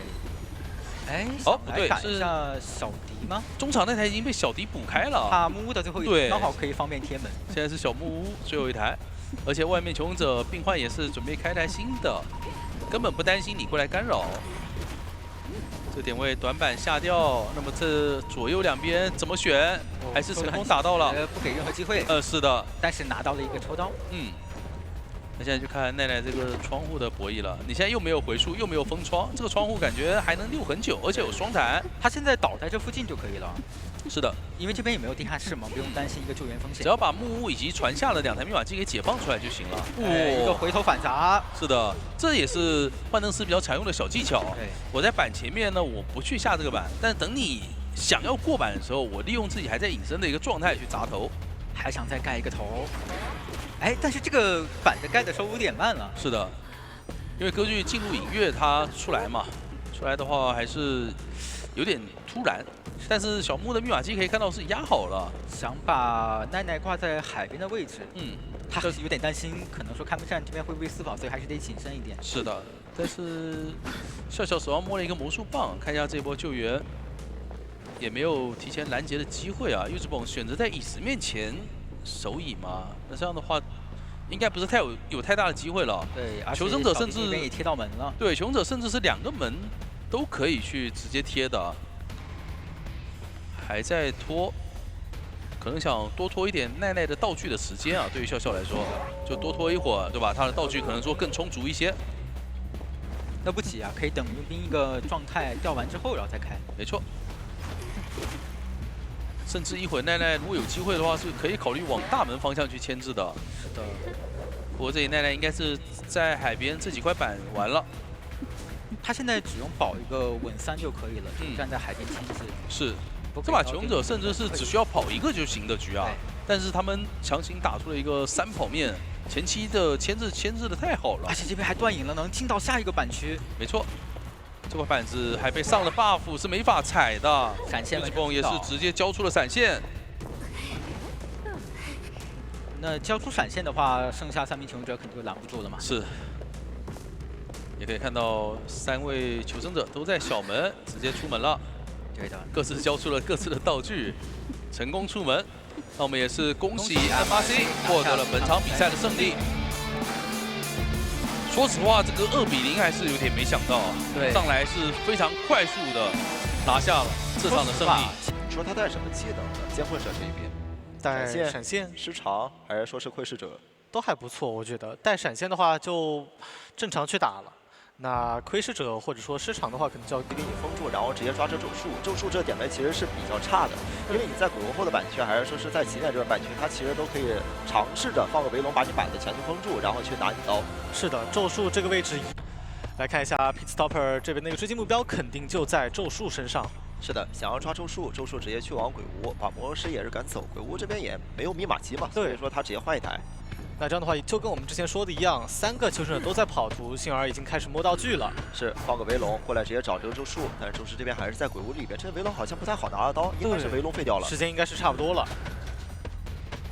就看一下这第2个围龙，手里有猴，但是这个围龙放出来，好像还是面对一个问题，这个猴只要一电，你其实还是拿不到这一刀啊。地形非常难受啊，有点危险。哦，还好能补上，还行。但是下一刀的话又有难度了，因为飞轮马上好，再加上手里2层猴，原地值不太够，他想要在远距离先续一续吧，对，控一下他的猴，尽量别给到太近的身位，这样的话3层猴是比较困难吸出来的。接下来就看这个围龙，有飞轮，有2层猴。Pit Stopper 这个位置也很稳，哪怕这边过来拿不到刀，我手里有闪现还能补。是。先垫1层，双方博弈。哎，这个飞轮急了一些。对他可能是在预判对手可能会直接交闪，是，所以这个飞轮摁出来了。很大胆的一波博弈。但你要说是博弈成功，确实能废掉这个围龙，把这个密码机拖到个3台。对，但这样的话可能就比较亏了。我觉得其实对于求生者16来讲，能吃闪肯定就正常吃，没必要去预判。对，来看一下这个位置 C 把过来进行救援。魔师已经过来。对，第一个笼子拆掉，手里原力不太够。Pit Stopper 这波防守会给到一点小机会，看一下这个位置，应该是正好给魔术1刀了。硬拖嘛，时间还是比较足的。他这个时间太久，你想要打真射是不太现实的。对。看一下 Pit Stopper 这个位置还要再控，是。他不想让这边咒术直接攒出来3层吼，也顺便压迫一下魔术师，别让他那么快修。看一下。对，哪里这个位置手里2层猴，一定要牵制起来。自己着急钻了，没有想到手里有闪钻过来，直接击倒。手上还有3层，还有救的意义。还是可以救一救的。但是这个时间其实对于球人来讲比较快，密码机修的不多。密码机是不够，得让大副再来。可以看到另一边 PHR 甚至说娃娃都已经耗尽了，但左边密码机还是差的比较多一点点。看一下 Soul 这个位置，这波救援感觉应该是比较稳，但是救下来哪里3层后能不能交出来，能不能有一个比较不错的一个3-6空间，就是刀口怀表要看 Pitstopper 这边的一个操作了。销售怀表也是在担心自己可能外边直接被拦，到时候在椅子面前再放个围龙给。看一下后车龙有点危险，撞到墙上去了。是。如果说没撞到那根柱子，说不定过来就打了个震慑了。没错，至少是个双倒嘛。那现在可以考虑扛一扛刀。哎，要扛吗？没必要扛了。对，让周叔单独牵制，因为现在密码机不太够，他也需要去补。所以说你现在要是帮忙扛的，2个人双倒，这边也给到机会，后边他这个技能，我到时候再一切，这个局面可能让监护者有找到能翻的机会了。对，现在 Pitstopper 把手里的闪现切成传送 ，C 把这个位置还是比较危险，他刚一直都在这里徘徊，然后加上自己的一个天赋是没有回光返照的，很尴尬，想藏能藏住吗？应该藏不住。藏不住，左边脚印看到了，再放围龙，后撤龙过来，先把魔术棒打掉，这个身距还是比较近。那就有点危险了，这波倒在了遗产了。对于塞巴来讲，其实是不太好的一个局面，主要是自己没有回光返照，然后倒的位置又卡到了大门这个点。对，大门被卡住了。其实已经要压好了，哪怕2人一起过来。对，哪怕下一波密码技能点亮，但是大门这个位置又被卡住，求生者还要跑到小门去，这个时间又要花很多。逼出一瓶香水，但是你现在要是救下来的话，2个人是都没有带回光返照的，先打出1刀。就看这边 Pitstopper 怎么样控，也是逼救了。对，这局面监护者很容易是打出一个3抓以上，因为你现在幸运儿是没有回光返照的，起点密码机我又给控住了。你敢强亮的话，我先打你这个大副2块怀表都已经被逼了，那现在很危险。是的，把密码机点亮，但是还是很危险。是一刀再亮。亮掉之后，这2个人由于离得实在是太近了，门又没有人能贴，现在魔术师只能是往终点再去跑。对，但是大副这个位置怀表马上结束，可能结束之后立马就得倒地。愿力值这边还有60、70，直接封住站台车，你是做不了的。那只能去尽量拖这个围龙的时间。这一刀能击倒吗？击倒了。另一边门还没贴到，这还没贴上的，两边求生者把这个门卡住了。是。这门你现在敢贴吗？要不博弈一层，博弈监护者会传，但是直接大胆去贴了，他不想去赌。那 Pitstopper 这边想去排一排，脸上的人过来有耳鸣，耳鸣出了，排到幸儿的位置。幸儿手里没什么道具能牵制，也就只有一个飞轮，看一下盖到板子，那就把自己暴露出来了。是，终点门是肯定能开的。他们要确保自己是一定能走一个的。如果说是刚刚博弈，你万一监管者他没选择传送，那这一局可能就变成一个4抓了。看一下 PHR 这个位置也就没有办法牵制了嘛，倒在这里离地窖也比较远。那最终也是走了1名求生者，对，完成了一波3抓。是的。对于求生来讲，这样的一个运营还是可以接受的。主要是2名求生者没有回光返照，如果说要强硬的去打保平的话，可能会出现不错，又有弓箭手又有机械师，但压力上就在机械师身上了，因为你机械师要是没能撑住第1个环节，那你这个阵容其实就是多米诺骨牌。是，而且这样的话也能让艾维的一个前期身距跟机械师拉开，但是弓箭手就危险了。对于欧米尼的求生来讲，这样的一个选择，不管是角色还是选点，都是非常凶狠、非常自信的。来看一下这个位置 T-Lab， 他可以去考虑直接压一下这边弓箭手身位啊，毕竟你弓箭手要去保护这手机械师，那你本来的身位就很危险了。是，如果上了站台呢，站台区域全都会给你封住，你再往上走的话，这边累积的这个控制值可能就会有点多了。对，来看一下这个位置要不要先一组本相，先闷着喷一下。没选择，那这样着反绕，哎呦，那这样的话侵蚀度伤的很多，这边肯定是有刀了。是想强行转出去，那你这样走，先拿1刀，他在等。我觉得对于 Paper Moon 来讲啊，这样的一个思路其实不是很稳健。是。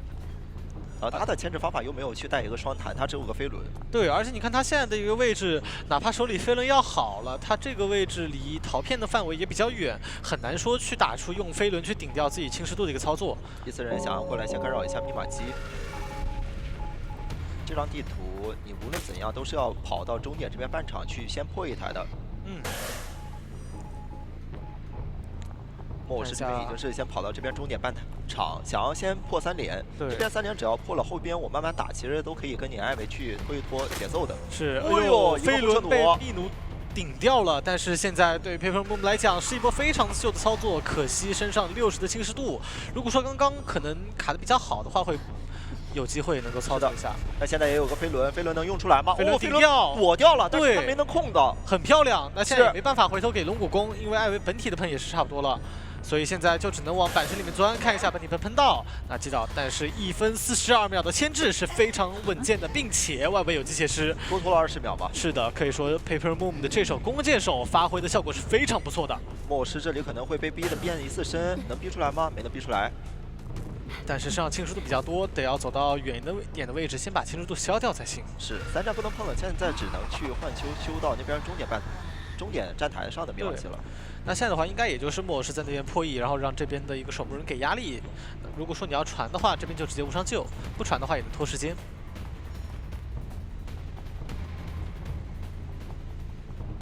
再等，先等一波这个救人，看救人能不能让他下来去再拖一点，因为你现在没有闪现。是对于 T-Lab 来讲，他也想去赶紧寄速这手守墓，这样的话挨了2阶。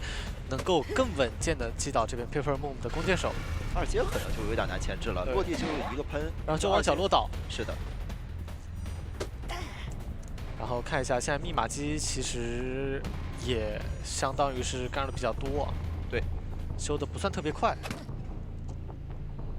这也再赶一赶。终点密码机一定不能让这个魔术师给偷掉，你偷掉，到时候来回打一个拉扯的时候，你艾维其实会打的也有点吃力。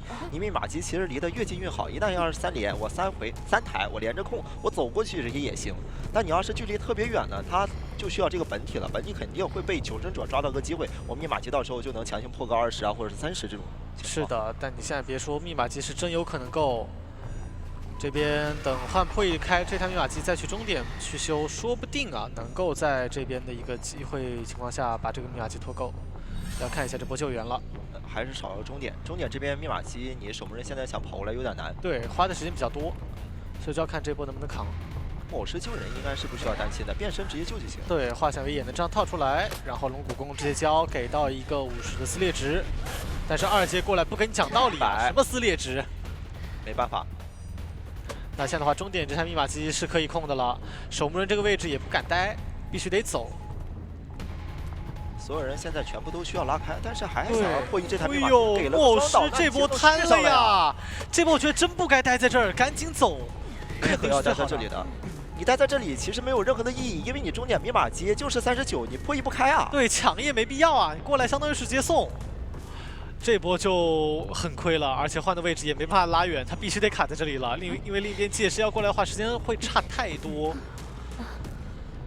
守门人想要先卡半救，但是救下来的话，我先寄速你换，然后再到时候一个2阶落地，对于守门来讲 ，T-Lab 现在是拦不住的，他可以现在我再去换追找这边的莫师，因为莫师现在侵蚀度已经是涨到一个26，我落地我然后再去2阶强行破一波控。但是这里想要强吃这一波控制吗？还是说自己没有说是能解掉？应该是想靠路易强顶。骗红光能骗到吗？有点难，回头直接传送到一个角落，可能是预判这边会来吧。现在倒不着急，对于 T-Lab 来讲优势还是蛮大的，只要不让真正把终点这台点开就可以。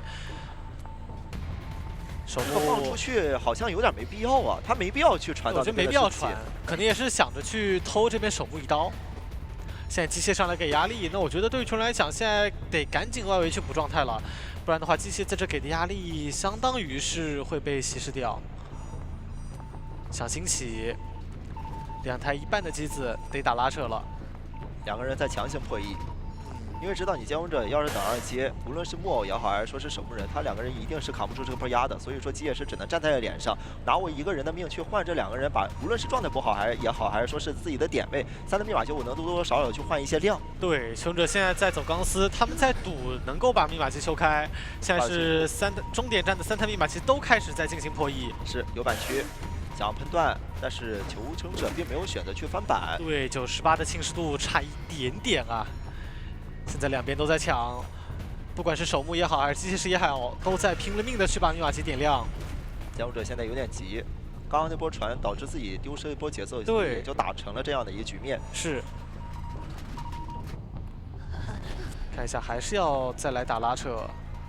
手里闪现马上好，我觉得其实可以开始准备控状态了。这波拿计时一刀，另一边密码机修不开。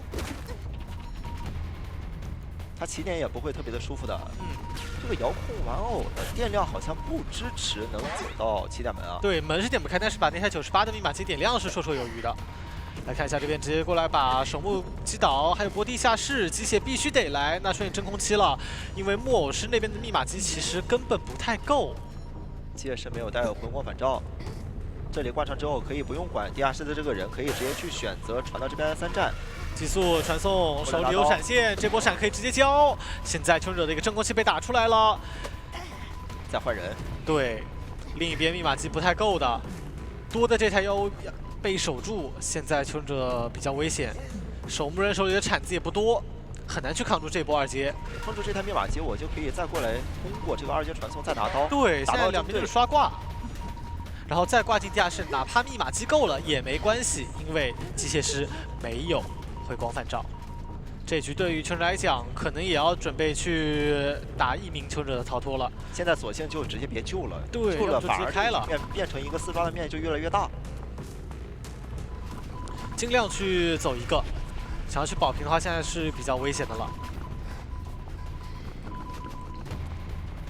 看一下，这密码机还差最后10%，是有一定的控制空间的。想要尝试能不能打出一个3人开门战。在这个位置想卡位，想尽量去打一个落地刀，飞轮效应掉非常漂亮，但是没有回光返照，还是很危险。2阶落地，哎呦，这边路易没开出来呀，没能防到。因为他在3站下边的桃片一直是骗那个侵蚀度，自己吃的实在是太多了。是，密码机已经压好，现在一碰就能开。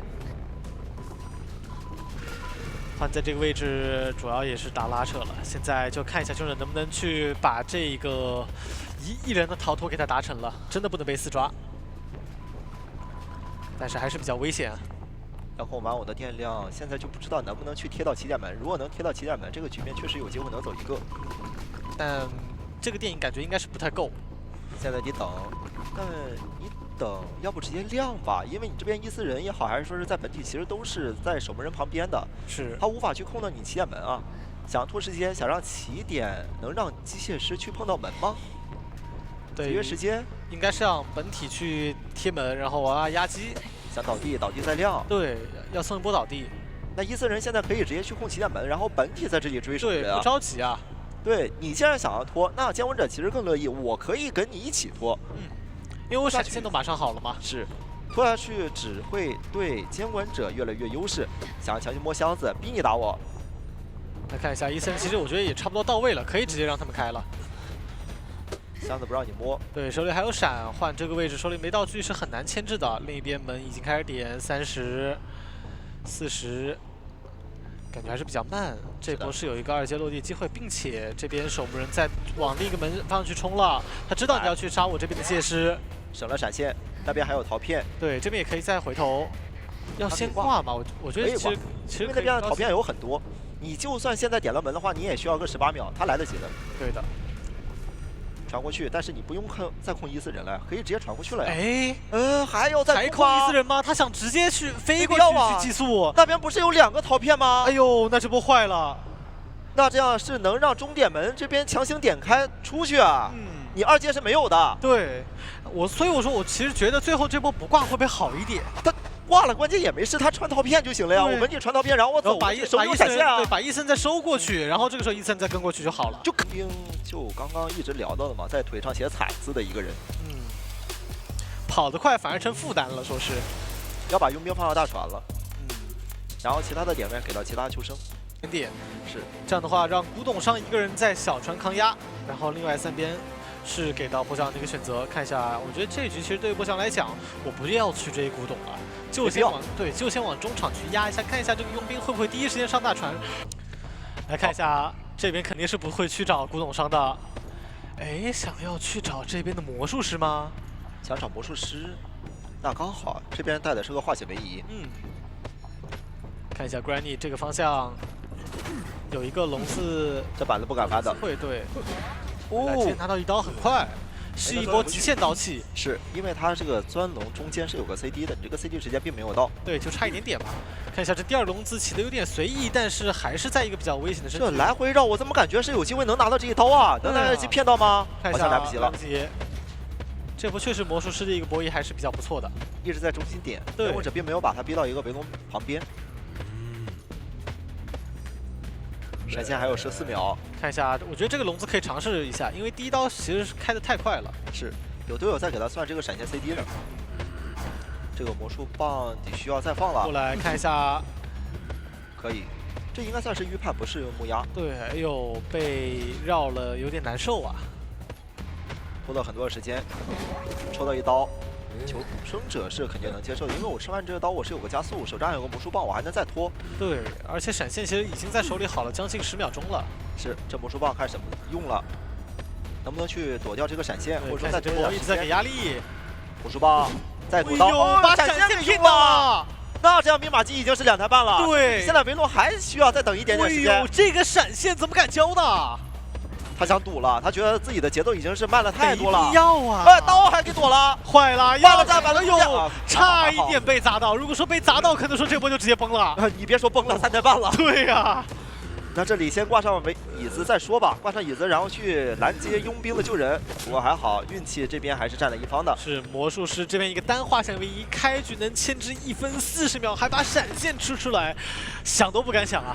佣兵现在看能不能压得满一点，再把人救下来，能拖到队友的密码机，能多修一层。对，佣兵这个位还是比较安全的，吃一刀，身上这一刀一个护腕弹过去，但是有点偏了，没关系，愿力值是不够的。能救下来。现在想要再打个针对，魔术师现在不管，我直接带到角落，让佣兵再救一次其实就行。哎呦，但是这一波过来其实拖了点时间了，他第一波难道说应该拖不了？过来落点是有点歪了。但他现在没有愿力值啊！我出了一刀又进到一个交互点，我还能牵制。化险为夷，稳定被拖出来，甚至说还要再被牵制将近20秒钟的时间，往角落一摊，这怎么办呢？没办法呀。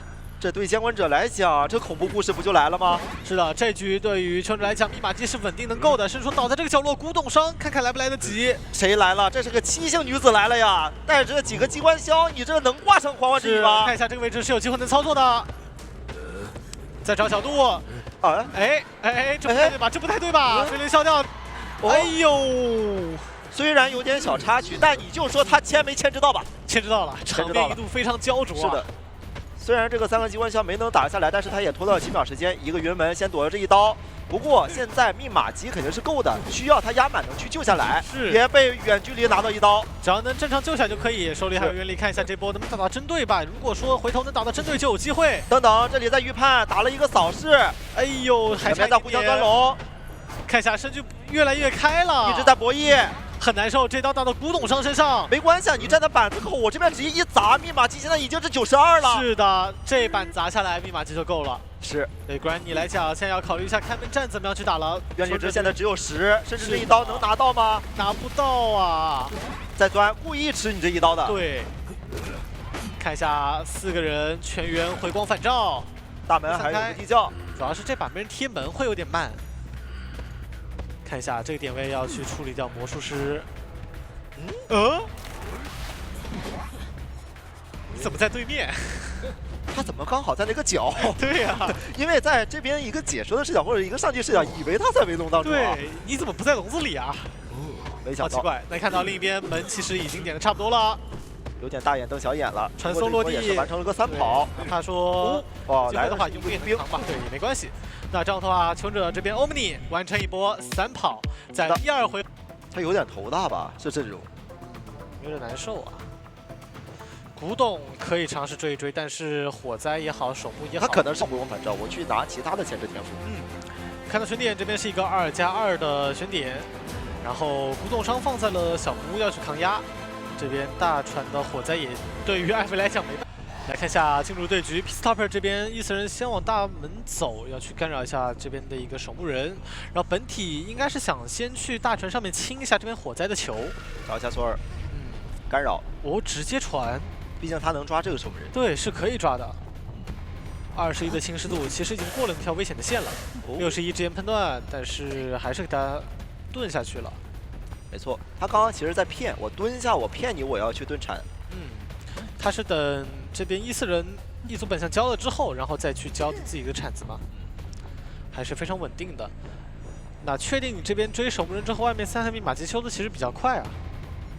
这个位置哪怕有喷的距离，也没拿刀的位置，两边尴尬了。现在开始算闪现了，是，强行把这个侵蚀度给吃满，但是很可惜板子没盖下。哎呦，本体补上了吃到了。本体的喷吃到了，那现在的话，对于守墓来讲还是有点危险。他不需要用闪了，我就等。对，等这边的我一个附身 CT 到了，我再一个伊斯人附身给到陶片，然后再一个一组本相。是，而且要去双11的话，园丁也在这里，他没有办法去进到双11的最里面了，只能去往外面走。那现在对于艾维来讲，慢慢跟就好，手里闪现反正好了，也不着急。有没有机会附身的时候直接弹呢？并没有想着想让伊斯人这边跟呢，想让伊斯人守兵马机。对。那你这样拖的节奏会拖的很多啊！他这个铲是满铲啊，现在还有1/3呢。但这边 Pitstopper 的一个追猎也起来，直接给嘛？我觉得追猎起来那可以慢慢走啊。我觉得量都已经用到这么多了，我其实可以等一下了。对啊，没必要再打这刀了。那就又拖了一些时间，2个铲都已经用完，园丁现在就在周围，到时候可以让园丁先进行波急救，还可以接受，2台半多一点。主要是闪现没交，对于艾维来讲就比较不错。是，但这个救人能拦得住园丁吗？园丁很难拦的。这把对于艾维来讲，应该就考虑开始控密码机了。是，拦截的话，艾维还是比较困难的。海边这边也在破译，想要再给个陶片。园丁现在直接生成盾，想要先手打针对，他拦不住园丁，只能先打针对。对。这样的话，求生者这边3个化险为的好处就来了呀。给上这个化险为夷，往角落倒会不会更好？让他倒在大门。这里的话就有点尴尬，其实那个位置是有椅子的，能直接挂。主要现在想让火灾来救，那火灾这个传位密码机还会被控。修的不多，密码机会稍微慢一点。现在没办法打成一个4人开门战，因为他们现在真想要打的话，得需要古董商再过来保，然后让园丁去补那个古董商的密码机。对的。但现在就是个2级啊，还有个闪现，真的难。守墓人反正是基本上没有什么牵制可能性了，是，就要看接下来求生者这边要不要去救了。我觉得其实可以考虑卖了保平，因为要救的话确实是有风险的。还是想要救的。对，这个位置有点危险啊！闪现有个闪现打落地刀的机会。看一下 Pitstopper， 哎，可以打落地刀啊！对啊，可以打。哎呦，这个闪现，这个闪现有点糟糕。其实他刚刚在打第一波的那个位置就可以直接给一刀，然后闪现闪下来，在上面这个位置是可以的。但是如果说走下来一点点，这个位置就没高低差了。不是这种，就类似于就是你想了半天，把自己的操作想得特别的流畅，然后这个小手突然一动，你想什么想？来，该操作的还是我。这一波打了个地下室，这个闪现交的亏了呀！你后边想要再解决这个火灾药还是古董商，你没有这个闪现这一环节，是你可能中间就要断档，也给到了求生者能去打3人开门战的机会。对 Pitstopper 来讲，这波确实亏，但好在说前期节奏非常扎实。现在最后3台密码机离的位置也还算可以，比较近，是可以尝试控一控的。是。伊斯人在这一招想要把大门的密码机先控住，不让他过来先破译3台嘛，因为你现在就剩3台了。对，然后现在最重要的是去磨掉求生者现在的状态，因为只有一个火灾掉的状态，而且他那个位置其实密码机并没有太多，所以接下来的重点要考虑一下这手古董以及园丁的状态怎么样去打下来。只要把这2人的状态打下来一个，接下来对于艾维来讲就有可能去能够争到。在开门战之前，还能再打一波上挂拉扯的机会。要不我们先把这个气囊给打掉，先清一清气囊呗，是吧？对啊，因为这个气囊你清的越多，你如果把这2个气囊全清掉，到时候火灾其实它只有一个飞轮了。对，而且现在2阶也好了，清完气囊之后，把古董商逼远，手里2阶就能够尝试去拿节奏了。好，气囊先清掉，然后再通过自己的伊森人去找一下其他人的节奏。对，本体把这边的古董商先赶走，然后这个时候伊森再去找节奏也行。是。找火灾，这里能击倒吗？其实是有2阶的。对，看一下这个2阶落地，59，哎呦，有点极限。气囊再一弹，能打断哦，哎，没打断，对，没打断成功。但是气囊清干净了，下一波这时候火灾就没办法牵制了。是，火灾现在就不能出现了。是，但感觉凶手这边密码期会修得很快，在这个空窗期想要去尽快进入到开门战。我觉得现在可以不用管，你园丁现在可以站在那边，密码机给压力。你现在想要去管这个古董商，古董商就直接给你3棍。对，我在现在还想要再破1。P-Stopper， 我觉得现在该接受看不战的事实了，要考虑一下之前有没有人漏过化险为夷以及飞轮，应该是有过的。这手火灾调查员有没有想到？需要躲呀。火灾现在最好不要出现啊。飞轮是用过的，化险为夷也暴露了。对的，这个阵容现在还是比较危险的，因为就只有古董商有回光返照。2阶58、59又开到一个很极限的位置，但是在大空地这个位置，火灾是一定会倒的，而且火灾没有回光返照。对于 P-Stopper 来讲，接下来的控场机会有了。但你这开门战现在是有一个人先上椅了，古董商这边开门还比较慢，他需要点门是24秒才行。对，而且手里还有闪，落地古董商也不一定溜得动，而且到时候再拉扯回来，伊森是可以寄速火灾，到时候电炮救，伊森人直接附身，然后传过去就可以了。对，收回来。打了这个3个激光消也没关系。是脸上2兵不着急，可以控一下这边园丁的位置。手里有闪，必须要解决掉这个古董商。看一下这个闪需要会被飞轮预判吗？飞轮直接先交掉了。哎呀，那这样的话再落地。对于 P2的求生者来讲就有点危险了。这把如果说3个求生者都要执着于这个门的话，是有机会被打成4抓的。是。现在没有人能站得出来。而且63直接秒，另一边火灾还没贴到门，火灾在双11的位置徘徊太久了。现在伊森人可以直接先去小门。是，现在求生者当断不断就受其乱，另一边的门根本点不到。这把对于 P-Stopper 来讲是一个很大概率能够4抓的对局。看一下前面这个位置，2名起来了。这把现在也是有点难躲呀。而且看到脚印，这个位置脚印也被看到了，传过来就好。对，慢慢跟就好了。园丁这边是个1挂，所以说接下来牵制时间你需要还牵制个30多秒才行。是这个位置判断不让他交互，接一波恐惧震慑，拿下4抓。这样的4抓积分直接拉大了呀，8比1啊，在第2局。对，就意味着接下来第3回合。P2 在自己释放技能，机油手跟勘探员也是有机会能直接给你断掉的。毕竟你在释放藤蔓的时候，这2个角色我可以在原地直接进行 OB 你。所以在追来看一下，这边是一个 L 字选点，监管者选在小门，正对面的就是击球啊。我觉得尝试可以去追一追击球，先消耗一下他手里的一个击球，手里一个球，说不定会有奇效。好的，进入到比赛画面。来看一下追击目标，往左边走，想要去追一下前期道具比较少的勘探。勘探这个位置，磁铁加速已经交掉了，很快。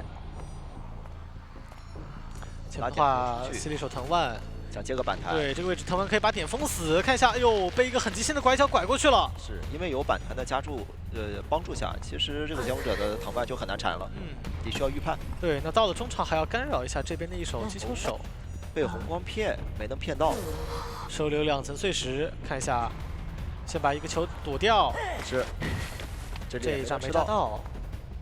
那前面这刀感觉要么就直接冲上去把他球吃掉也行啊。哦，给炸断了。一炸一刀。给。那这个状态拿的还是比较不错的。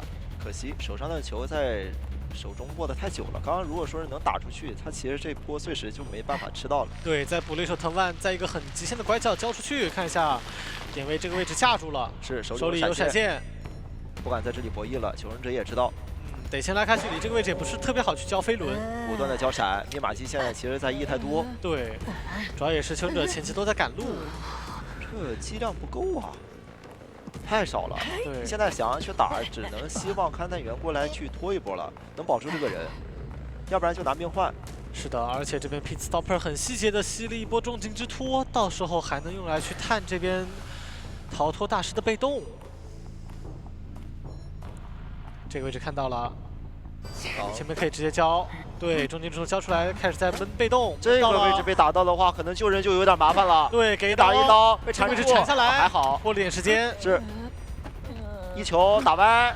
飞轮虽然说是躲了这波刀，但是你这个点位还是很危险，因为你一旦盖了板就会被缠住。对，藤蔓直接把人抓住了。那这样的话，这个节奏对于球员来讲还是很难受。对，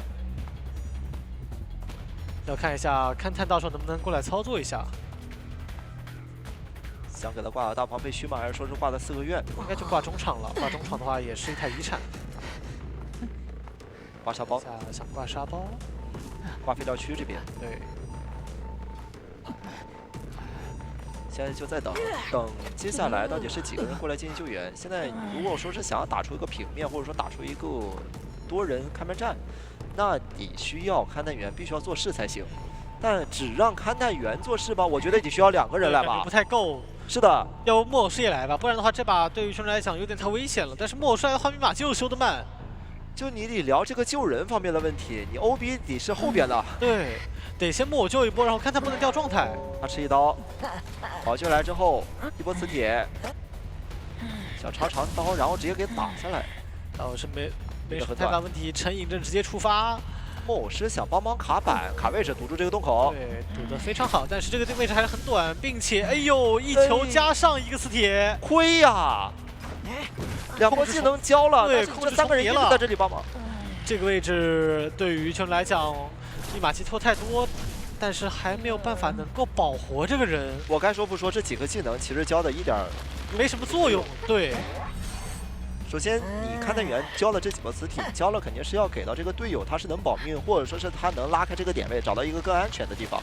但是你打了半天，这个机油手他走了吗？他没走，你影响到他的这个安全了，并没有，他还是在后边，一直都在这个点围绕，而且一直都是求生者在掉状态。每一波监管者给技能的时候，没有人来打断，也就打断了一波开门。对于球来讲，我觉得这一波保人感觉跟排位里面的那种野排队友其实差不了太多。就是道具上有点太浪费了。对，重叠太多了。那这样的话，兄弟得考虑一下这样的对局要怎么样去尽力保平了，因为33跑这个密码机节奏真的不太够。还在等。在西藤啊，有闪现，细节做得很到位，也没有什么太大的办法能逃开这个区域。然后这边 P-Stopper 他知道这个人过来要救人，一波藤丸直接撵住，恐惧震慑，没救下来。那密码机也不够，这边要奔着4抓去，手里还有闪现。PHR 现在是有点难跑的，很难走，我觉得。地窖也跟他差得很远。先放下来，打算拖时间。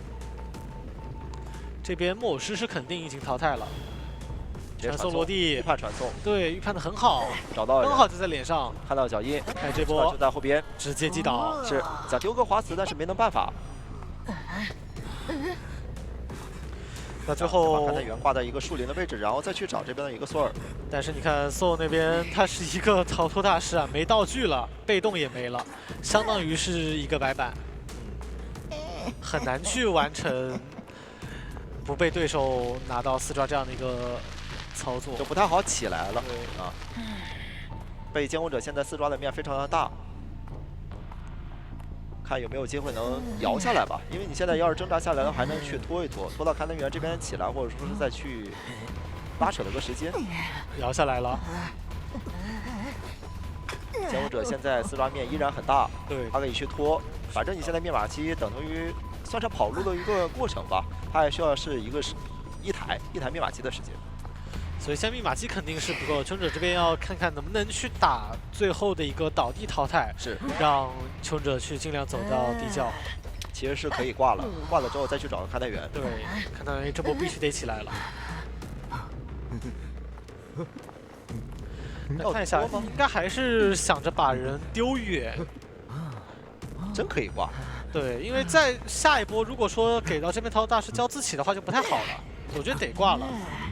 挂上之后再去找这个 PHR， 然后手里充能也有，手里技能也马上好，到时候有个传送机会。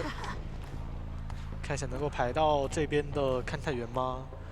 勘探员在地上已经转好了2个磁铁了，一直在爬。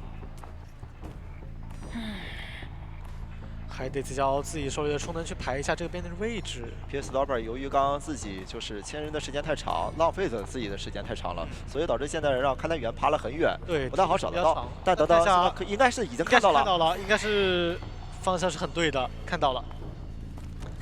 那想到这个位置很危险，上来直接吃了一个碎石，超长刀器。对，再补上一波重金之托，直接击倒。那这样的话，欧姆尼在第3回合上半场拿下4抓，同时也就意味着他们这局看上梁会抓谁吧。也要看一下兄弟这边的选点，中场可以站一手飞行或者园丁，大防那一块可能就要给先知了。去跑啊！我想牵制到哪里就牵制到哪里，哪怕我牵制到大防，我的队友为了我的牵制，他也得老老实实的给他让出来。对。然后杂货商选在小门的位置，脸上3个应该就是奔着中场的先知去了。来看一下中场的这手先知是肯定要去追的吗？这个时装挺少见的，对，挺少，就是说见到一些选手他们愿意去，因为很容易去有点挡视野。对，挡视野，同时他的那个刀气判定不一定把握的好。是，这里在找的是先知，先知是直接牵制到了大门。这样的牵制方法其实是不太想去干扰队友的密码机，但是会把自己架到一个比较危险的地方，比较快吃刀啊，容易碎石这边一炸点，炸一下，很快，一刀长治出刀，然后已经回来了。那这个板区，哦呦，好砸，直接被盖了，那这样的话可以准备直接冲大防，哪怕被他们套到也有鸟，藤蔓直接铲，直接将鸟，没问题，能先吸碎石，这里碎石如果说是能直接炸到，哦，还是提前先预判炸了。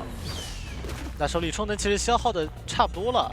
身位也还可以，对于先知来讲有一个比较不错的先知空间。先知一鸟现在已经吸到了一半。对，这个碎石如果说是没能中，那这个一鸟应该就能吸出来了。看一下飞轮先顶，被骗了一波，但是也没关系，身躯还是比较安全。一波闪现，大家打到墙上了，但也还好，抓到了先知一个回头想要盖板的这种想法，抽到了一刀。对，好在说先知回头了，被一个极限刀气刮到了。那这样的话，第一波牵制也是1分20秒左右，还算是比较不错。再吸个强体，有了碎石，接下来就是守人了。这波人能不能守住？看一下换这个位置，可以一波悬停直接冲过去啊！但距离这里差不多了吧？对，可以。看一下要不要交悬停。如果这个时候不交悬停的话，就这样交过就跑过去不交道具了。想普通的喷气背包直接交过来，先躲一波碎石。水躲掉，哎，可以。正常给一刀，正胜为博一刀。是。那还是非常稳健的感觉。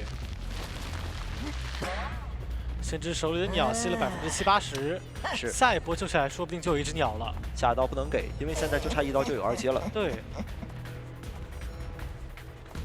现在先知要尽量去跑到地图角落里啊。倒在大门的方向，也拖了比较多的一个时间了。有点没想到的是，他并没有往月亮门那边方向去倒。要是往月亮门方向去倒的话，园丁就可以操作直接拆野了。对。看一下救者现在的一个选择是选择让园丁偷偷摸摸准备过来救援，然后配 Full Moon 等救援下来之后看能不能保一保，应该是这样的一个思路。这里倒地还是看队员过来吧，因为我觉得在大门这边牵制园丁想要帮忙，他拆椅子其实是有点难的，因为在大门废墟他那个椅子离那个角落有点近。对，好在说这波是无伤救，然后看一下这个位置，先知直接冲上来吸鸟，鸟应该是能吸出来的。这一刀想要先打断园丁续盾，但这个盾还是提前续上。鸟已经续好了，是看队员现在已经过来了，园丁直接让位，让他过来帮保。然后园丁会去破E，这样的话密码机有机会够。这里一个磁铁想要续一个超长的眩晕，不着急，这个位置控磁也行，因为还没那么着急。想要交重金之托去摊到这一刀，但是这边求者防得很好啊，人还没拉开，趁一阵直接出来，看一下这个位置，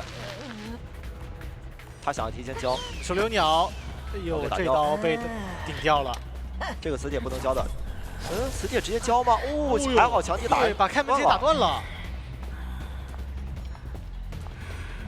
想要走到前边，那这样的话，先这也能进板，密码机很危险，这把对于维通来讲有点难了。是，墙不好翻了就要被炸倒。对，飞轮先躲一波，但是刀顶不掉，可惜勘探员没能翻得出来。勘探员要是能翻出来，有机会能扛到这一刀。对，勘探员手里也没铁了。是，那这样的话，挂飞这边的先知密码机就可以直接开，求者这边也能打成1个人贴门，加上2个人都在同一个位置，也还可以，可以直接开。然后勘探员直接去贴门，这样的话给到维腾压力，很难去拿到这把4抓了。是。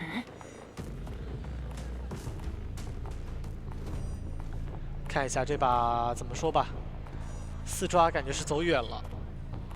没有办法4抓，现在你手上的底盘虽然在，但2边门一人贴1个，你是没有办法有4抓的可能的。藤蔓缠住，但是这个盾时间没卡好，维通直接打到盾上，那这样的话，碎石也是直接着急交了，机会牵制，对，应该是自己着急切错了，他想要直接切成藤蔓，但没有想到把碎石给切出来了。是，等到这边接到2边门都已经点开，是。那随着飞行以及勘探员逃出庄园，这把保下平局。那欧姆尼这边的话也是再拿下一个净胜分。对的，我们恭喜欧姆尼获得本场比赛的胜利。是的。打的真的还是非常不错的。求生者的运营也好，最后的陪跑也好，思路都非常清晰。然后先知的牵制也没有干扰到任何密码机，哪怕可能闪现也不错。是的，别的话好像感觉兴奋没有必要，完全没太大必要。就是兴奋就怕用不出来。假如求生者是求稳的话，可能一整局。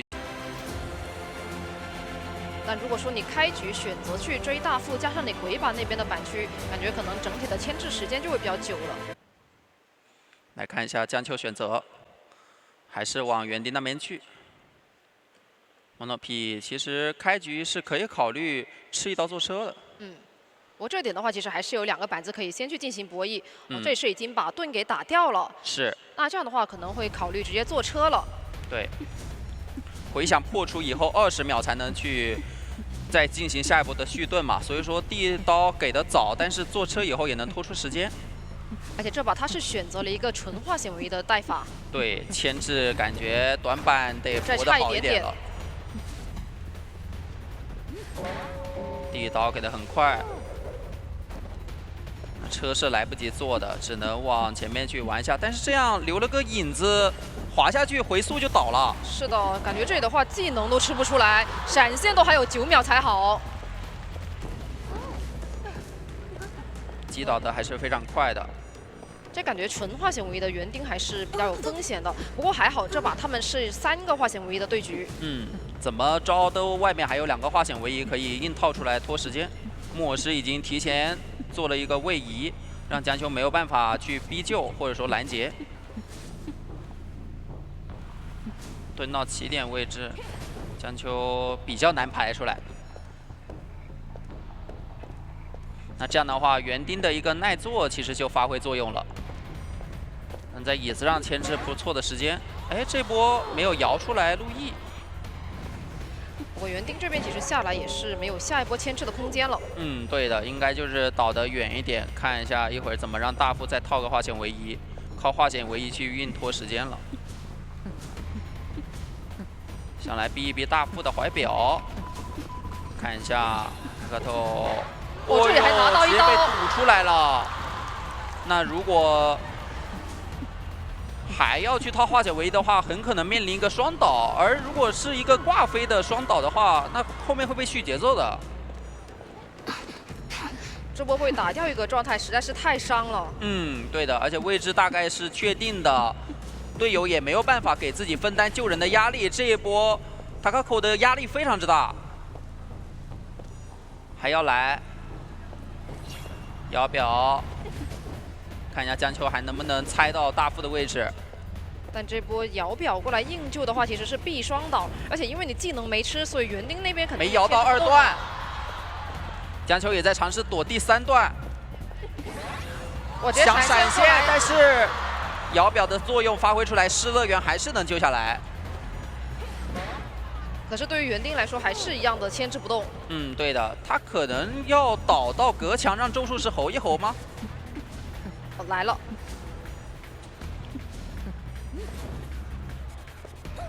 再续个秒盾才行，这样吼下来才有机会。那整个体系的作用是已经发挥出来了。这个时候尼昂看考不考虑要过来肉身扛刀，还是说保个满状态为后面的一个运营做准备？骗了一刀，但是身距还是来不及翻过去。是的。不过这波的话，其实也是把整个对局稍微再调回来一点了。因为你本身其实技能还没吃，如果说你这波还不吃的话，可能后面就很难去运营一台了。争取了一波木偶师去摸人的时间嘛。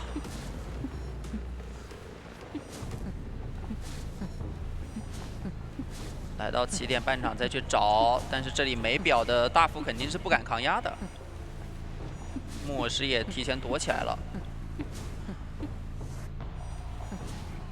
另一边还在调整状态。咒术师在残局，如果能把队友摸好的话，其实对于他们后期的运营是非常有帮助的。但找到了。也还有一个问题，就是目前咒术其实跟木偶师都是没有带回光返照的。对的，而且大副的怀表都已经交过，也意味着他开门战的自保能力非常之弱。是的。这个时候感觉要被快速击倒了。现在其实对于江秋来说，他是有一个非常高的控场面。要不要考虑直接传呢？挂？我觉得是可以挂了再传。因为你现在已知外面的密码机，你调了几波状态，其实不会太多。而且挂了之后再传，然后逼迫他们去跑点，我觉得这个会更好。对，挂到起点半场的话，要让另一边的人撒手过来救，牧师来救，没排除耳鸣。哎，起耳鸣了，那就知道在鬼板后了。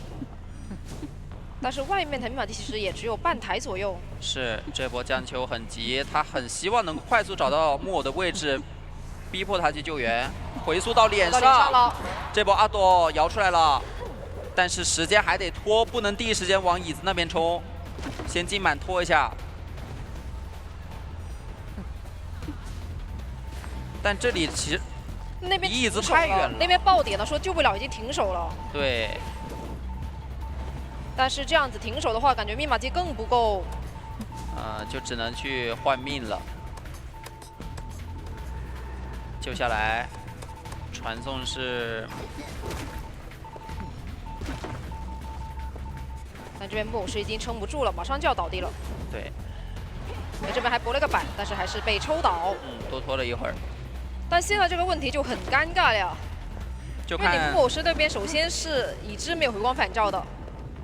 对，看大副能摸出什么来道具吧。香水。半血摸香。香水的话，感觉不太行啊。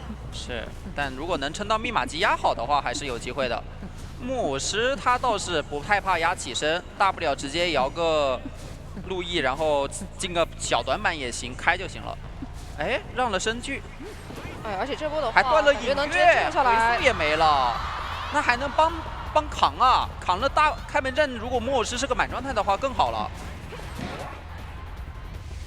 直接亮。你直接这样起的话，那边手上有个香水，你还有个高低差放香水的机会。对，这里可以回速，回香。那只能去找别人了。过来想要找一下阿斗。阿斗还有一波诗句去顶挽留的机会，有点着急。江秋这里频频的断掉隐月啊。终点门已经在点了。是，哎，骗掉诗句以后再打一刀，考虑先传。酿这里有飞轮有猴，但是一层猴其实没有办法去拖太久时间的。哦，但这边飞轮还是接到了这一刀。但是起点门的话，其实也还没点过，而且大副现在的位置是卡在了中场。对，没回光返照的话，其实自愈速度也可能会很慢。大嘎头过来卡，但这里过去的话要起耳鸣了。对，那大概猜到附近有人，看江秋怎么排。刚自愈点门还需要时间，一个回速。大概判断出来了耳鸣的一个位置，哎，这已经发现了。哎，江秋红点亮了，人呢？找到了。那这样的话，挂上还是能够达成一个多抓。但这把其实对于江秋来说是有一点4抓面的。对。因为中后期控场的时候，其实他们当时密码机每台都只有一点点2-3，江秋是完成了一把3抓。对，邦邦的话，如果前期牵制的一个不错时间，我可以不救，我可以卖了保平。其实邦邦小是 OB 的，毕竟是远程，对吧？你敢牵的话，我直接就一弓射下来。但选在鬼屋桥的话，其实右边调香师感觉不是。哎，还是往鬼屋走，他可能是冲着起点去的。你看他视角一直在看起点，起点密码机锁了，皮皮虾是选择开局摸个箱子，看一下，感觉预测有了。成都 GG 的 box 能爆出什么来？哦，护腕，那好东西啊！不过这边的话，他是觉得调香师会在2楼先等一下，不过18是选择了卡在了鬼屋的外圈，所以第一时间排不到。对。那这样的话，前期你中点那2台修得很舒服啊。是。这个时候往电击桥走。 但这个点的话，其实隔得很远就已经能看到了。你要是放2年前的邦邦，看到守墓人，看到园丁，其实邦邦眼睛都是放光的。但现在来说，真不一定了。主要是那个点也是有点太通透了。啊。现在回来想要找一下皮皮虾。但是这是个有护腕的园丁啊。哎，没看到人吗？而且这边的话绕得有点远哦。 看一下高低差，有点让身位了，炸到一下，短板博弈有点被架住了。这个位置炸到2下，护腕去坐车，想要坐车，但监管带了移形，甚至这波能炸下来吗？炸下来了，一个移形，原地回响来得及吗？来得及，刚刚好来得及，很极限，但是有一个遥控雷。这的话看一下连雷，哇，3连雷。 不过因为前期试逛了比较久的时间，其实密码机也是差不多3台。加起来是3台。如果起点的密码机要的话，这一波枯草过来套个化险为夷，然后去修起点，密码机是够的。但是套化险为夷一定有风险。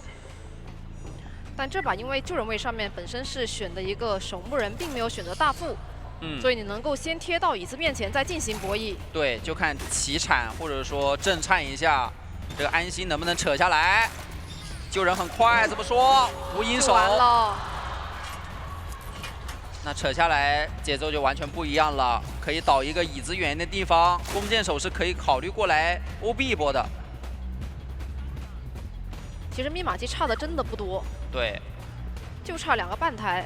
是的，电击桥也已经是非常多的进度了，应该是让调香师再套个化险为夷，然后弓箭手修亮手上的密码机过来 OB。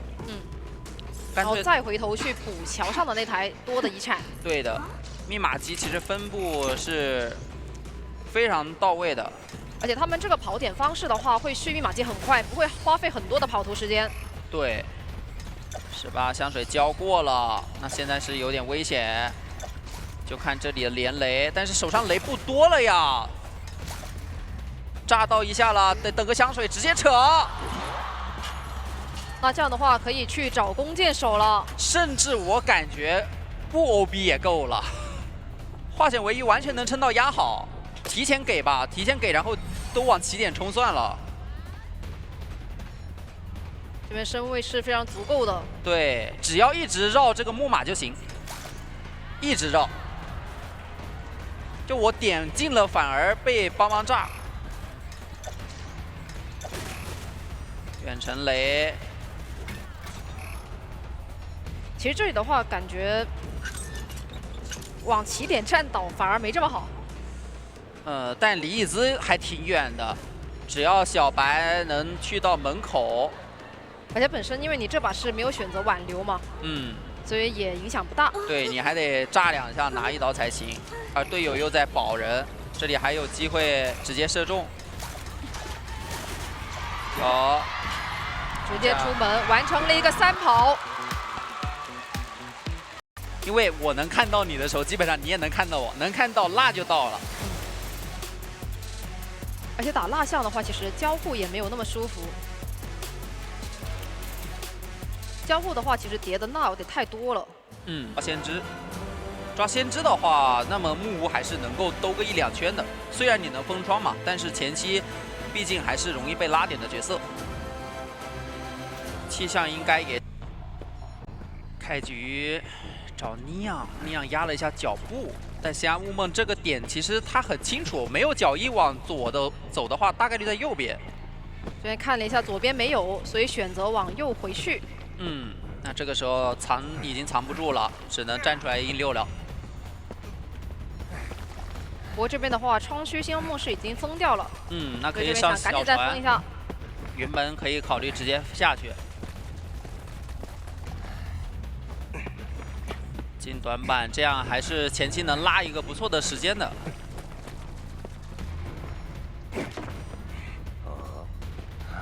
第一刀应该能拖到一鸟回来。身上的蜡会挂的比较少。对，就一直有模型遮挡嘛，而且转世也增加了移速。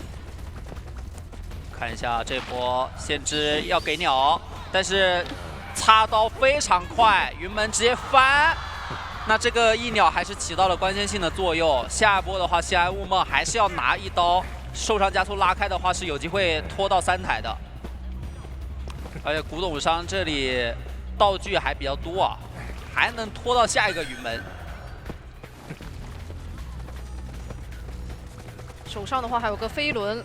对，不敢喷吗？给一刀。但密码机已经非常多了。要想骗这个飞轮出来，但是尼昂这里很稳，我已经牵制一个足够的时间了，所以接下来每一步只要求稳就行了。前面还能绕啊，还能云门。你看，就是他这个角色他不需要交互，所以在这个长窗区非常吃香啊。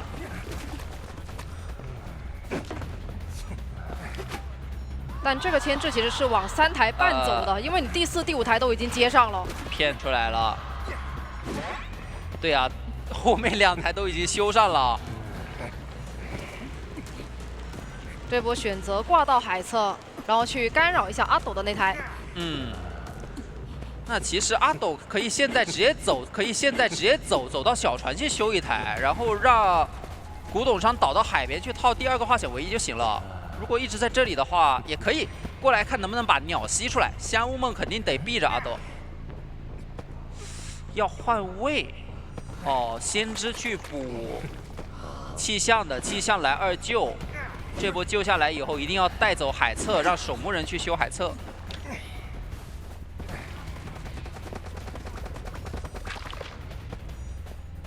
这边想要再回来封一下，先封机子，细节已经做到很到位了，但是前期牵制的时间实在太久了，所以密码机还是够的。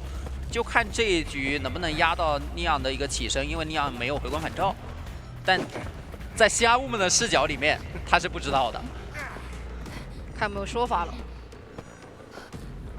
再往回挂，还真的能挂回去。这个位置只要蜡块能封到机子就行。哦，有点远了，能挂上吗？能挂上，能挂上。那现在有2阶啊，直接扯，开始肉身扛蜡了。因为如果不扯的话，最后1台修不了，在那里也只能尬着。但是这个区域的话，其实大空地你也很难。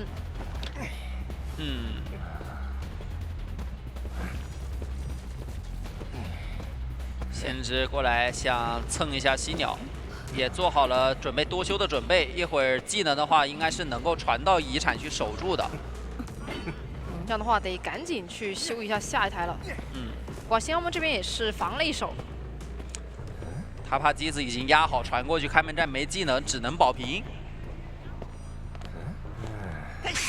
这边再走过去，但这边其实走过去的时候，密码机是已经可以直接开了，然后选择了移形，直接过来去找阿斗。阿斗这里没有回光返照，飞轮想顶蜡没顶掉，那门那么远，香雾们应该是来不太及了。主要他这个移形的选择，其实已经是很想要保平了。对，其实从选角来看，都能看出来成都机器第2回合是以防守为主了。你说如果更想进攻的话，拿个跛脚羊能不能平？我觉得大概率也是能去做到保平的。可能还有一些争上线的机会。对，而拿蜡像师的话，就是假如啊击倒的特别快，才有机会斗抓。就我选在海边，然后你大船这个人大概率是站那么安全的位置，是带了个化险为夷，他只能这么赌。因为你双11有可能带双弹，你木屋可能带双弹，那你角色上面来说的话是可以去这么带的。是。大船已经准备好了。说实话，有点想追佣兵。哎，我觉得也是。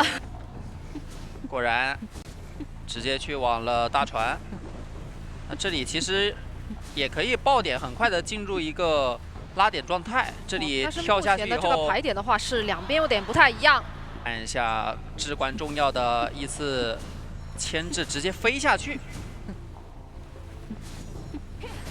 但飞下去的话，可能就只能玩一下右边的这个单板，是，就得直接转走了。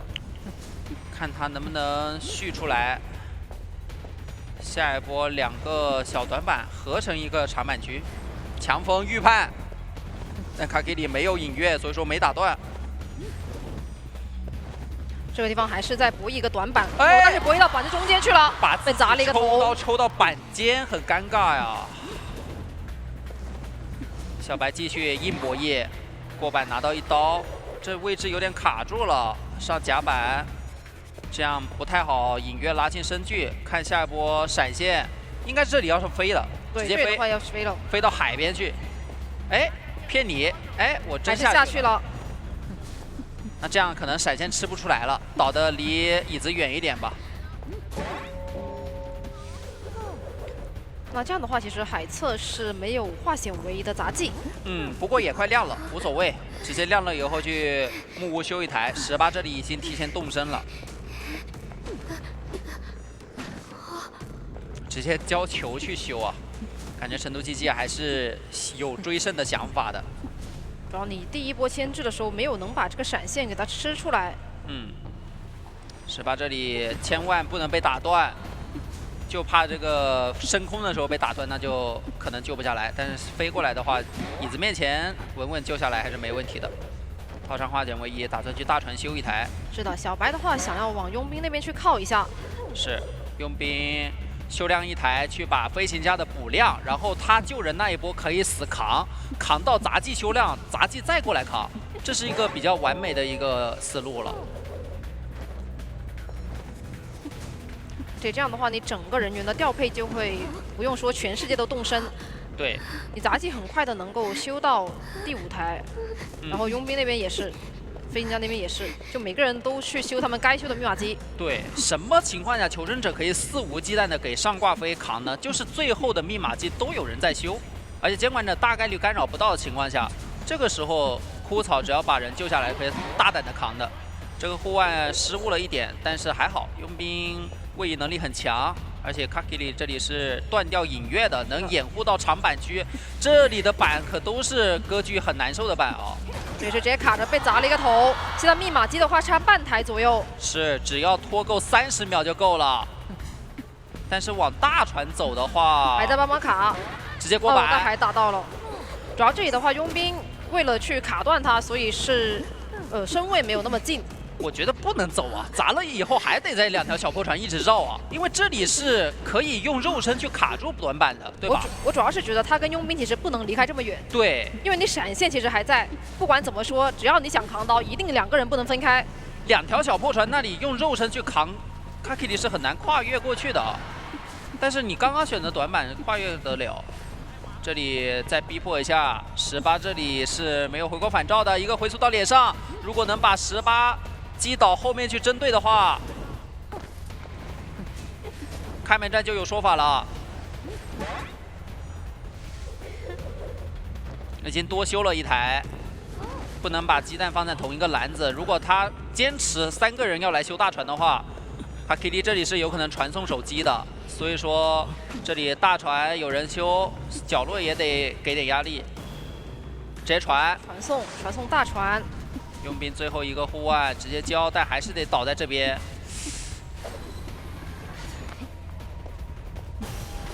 感觉这一波可能要出事儿啊！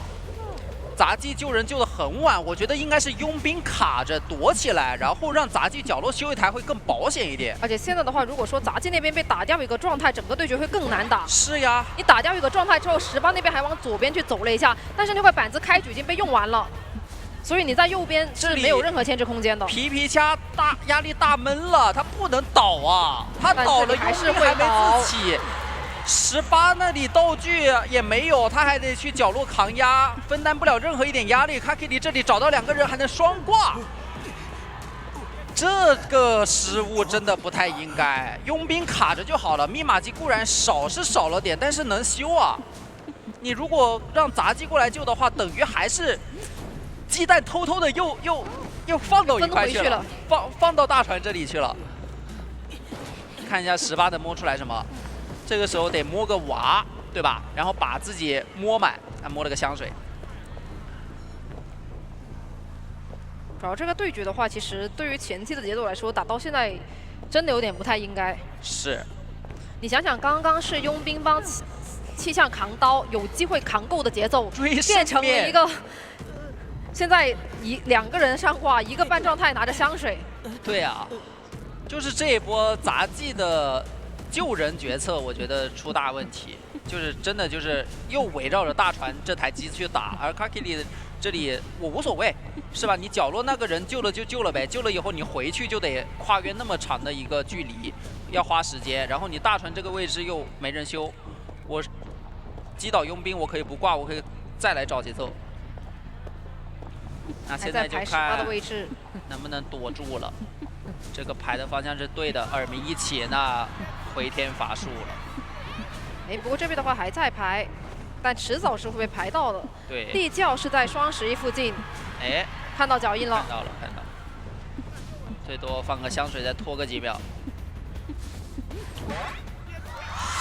这样的话，比分就一个逆转了，6比2变7比2，回了一个7比2，就哪怕跑一个，其实都不会那么尴尬。但是现在成都机器被4抓，有阿卡西兹的卡肯比可能还是有点乏力。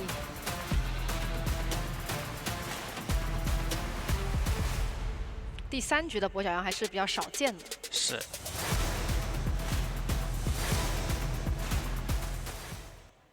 选择在散门地下，机械师应该能先把娃娃藏起来，然后反向拉到大房去。你追我，我就倒在大房，娃娃能活；你不追我的话，我就可以快速的在3连多修，对吧？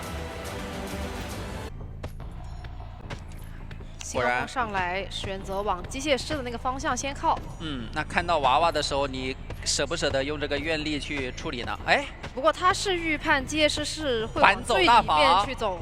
但这一波的话，不是啊，直接拉开了。那看了一下没有，所以赶紧是往一板一窗这边去找。一个围龙感觉有刀了，有刀吧？短板博弈一下，直接过，再钻，哇，那围龙要结束了。那给到一刀，下一个围龙还得过个5、6秒才有啊！而且我觉得香雾们得谨慎一点，不能再被废一个围龙了。拿到一个平地刀，飞轮是好的，这是达可唯一的操作空间。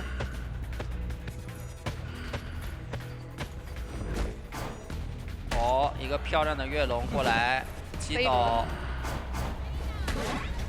飞龙丸是接了一个落地刀，而且他这把带的失常，你现在是往灯笼底下挂的话，能够踹到这台密码机啊。对的，逃脱大师的这台密码机大概率要被踹了，才44进度，会那也踹啊？踹，照踹。我一脚把你密码机踢没了，肯定要踹了。还要去处理娃娃吗？哦，因为机械师如果还救不了。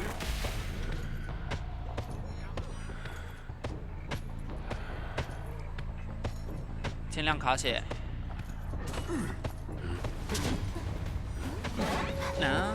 还多拿了一个状态。这里感觉牵制空间也不会很大了。看能不能娃娃扛到一刀。哎，扛到了。一刀。得拆龙，得拆掉才行。那有机会26啊！愿力再下一个围龙至少要15秒，能拖过化险为夷时间，但也不多。但是下一个围龙的话就差不多了。对，会干扰到大房的密码机。哦，一个翻板，有翻板加速，感觉这个围龙还有机会，但是自己吃过刀了。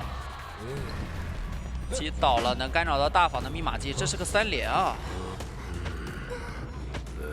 加上这一波，其实等到机械师挂飞，刚好能够踹一下花圈的那台。只要逃脱大师那台密码机被踹空了。那样过来再套下一个化解为夷，魔术棒这里感觉被打到有可能救不了的，啊，打到魔术棒那就有机会救了，多一个加速，能吗？跃龙过来，但这边他打到椅子了，有点着急。哇，这波的话其实是有点亏了。惊险！要是没打到椅子，大概率这人救不了。他还不像大副一样，对吧？之前是大副失乐园极限触发了，但是魔术师的话，这个魔术棒过了以后，夏雾梦是绝对能打到的。那波急着出刀，也是直接打到了椅子上面。对。那这样淘汰以后，外面2个半状态也没有找人去补。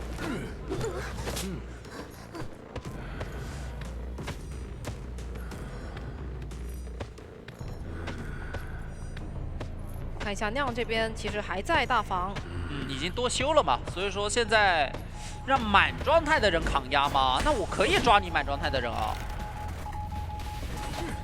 他只要能把这个阿斗打残，然后再去密码机那里再留一个人，人机同手，这把就有了。但密码机能亮，好像能亮，谁亮？黑回光返照的星儿。但手上的话其实也没有什么牵制道具，这里会被快速处理啊。刚刚飞轮也没了，可以双龙，一个龙用来堵路，一个龙用来拿刀。是的，手上的话其实还有技能，这把还是有多抓面的。对，虽然阅历不多吧，得挪得远一点。不挪了，现在反而不能挪，因为挪了以后救人会需要更久的时间救，还是挪了。哎，单人接再补个围龙，魔术棒还有一个，哇，听到呼吸了吧？那另一边救下来还没来得及点门啊，这个娃娃也就只能起个卡尔明的作用。看香雾梦能不能判断出来附近的耳鸣是娃娃在卡。先假装去管门。实则勾引阿斗出来，阿斗。哎，这里有没有看到？还没有，但是往前排一排应该快了。又判错方向了，但没关系，能回去吗？黑龙，人被救了。再一个围龙过来，先击倒阿斗，那不能挂。打门的话是不太够的，他只能往登陆门去靠。而且登陆门去靠的话，这里大空地。尼亚没道具了，就看这个围龙了。直接击倒，那就有多抓面了。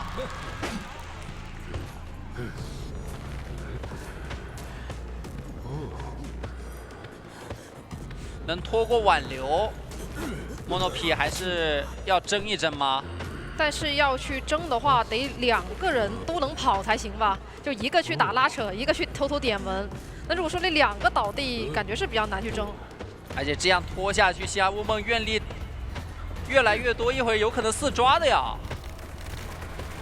多等一会儿，等到最后快拆完的时候打到，这样愿力好像来得及。交自愈了，另一边，那愿力只够抓1个人啊。这里尼昂只要拖够时间，2个人往另一边门走，应该是。他得处理的比较快哦，这围龙掉了。对。他得快速处理，然后移形过去才能完成3抓。关键的一个围龙没打到人，有点着急，这里也着急了。尼昂在围龙里面更游龙一点啊。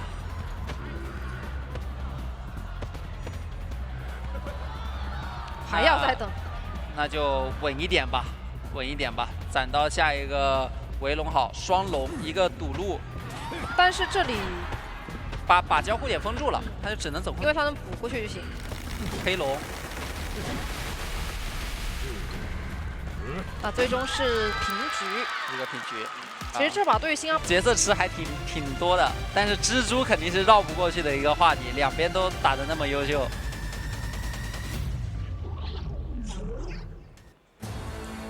就看一下。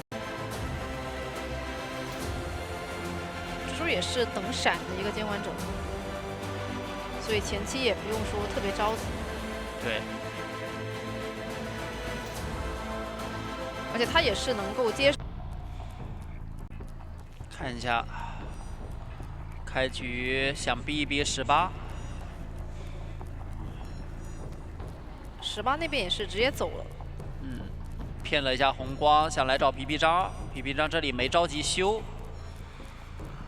枯草也一直在沟通爆点，大家都没给到追击的身位。不过这边皮皮章刚刚在拐角已经开始反跑了，所以身位上面是比较远的。直接交道具，这样拉开一点身距。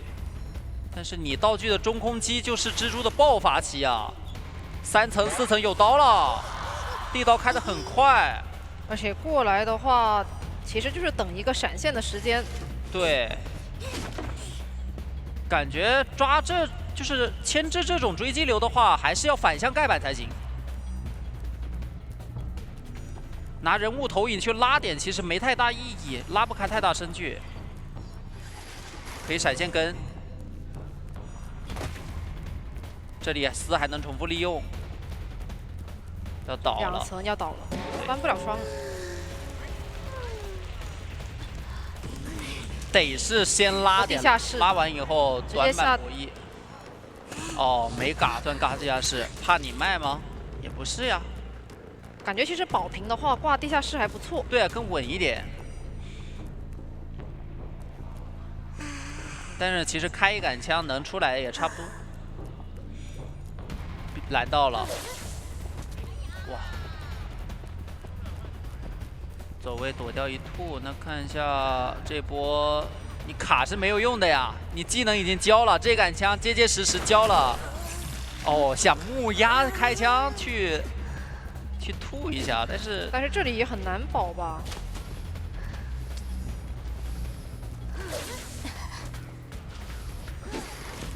哇，收掉了，直接过板。但是还是要这就是蜘蛛，它的模型在前面，你砸它屁股砸不到的。这波再挂地下室吗？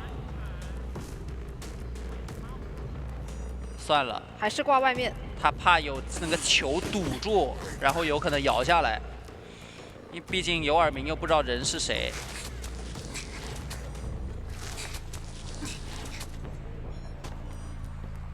这波是选择让皮皮章过来压满救。但是密码机其实还是差的挺多的。一个气囊，这里感觉要卡位卡住了。打到针对了，那要减员了，只能赶紧进物投影帮一下队友破译了。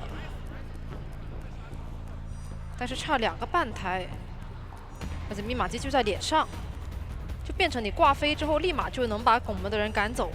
很细节，在自己倒地前提前结束进物投影，再把下一个进物投影交出来，这样延长进物投影的时间。但是现在密码机也还是不够。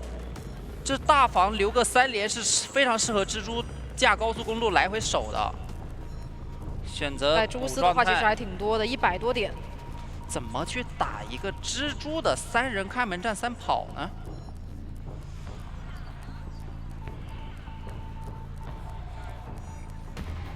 找到2个人，没时间补道具啊！一压2个人走位，拿一刀逼空军回去。抓空军了，这个气囊还能重复利用一下，直接闪挂地下室。那这波得挂地下室了吧？对，没化险为夷，出都出不来的。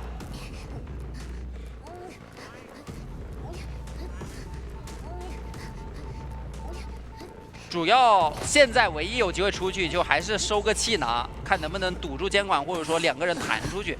但是皮皮章这里是吃过一兔的，你他来救的话，他甚至可能救不下。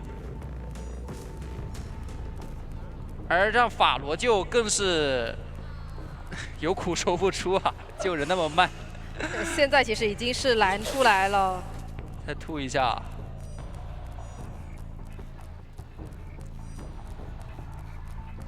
遗产被压住的时候，去新起的还是？对，你绕过来位置感觉也比较好猜到。而且能看得到你蹭丝的，骗一下，规避掉落地刀，倒是有回光返照，开门战100丝怎么活？囤的丝太多了，再慢慢要不行了，慢慢压起身，然后落地刀加吐，你又不能不好上去，出来，根本就你不上去的话，那我就慢慢攒丝，慢慢吐，不着急。等下一个来回就好了。对，无论压到谁起身都行。那你好不容易飞轮出去了，那你这亮不亮呢？不亮我就吐丝压起身了呀。亮了，倒也被击了，倒。再挂地下室。这波18是一个挂飞了，刚刚是压满就。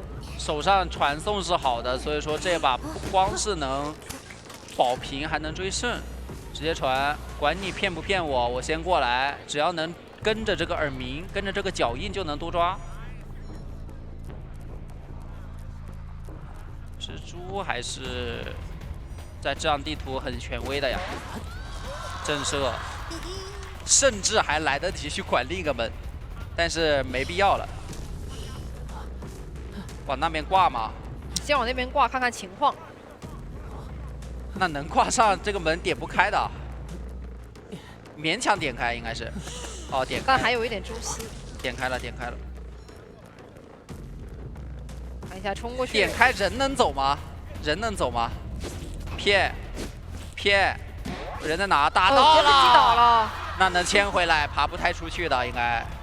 哎，爬出去了。爬出去，那跑了一个，那也是恭喜阿克西斯翻盘获胜。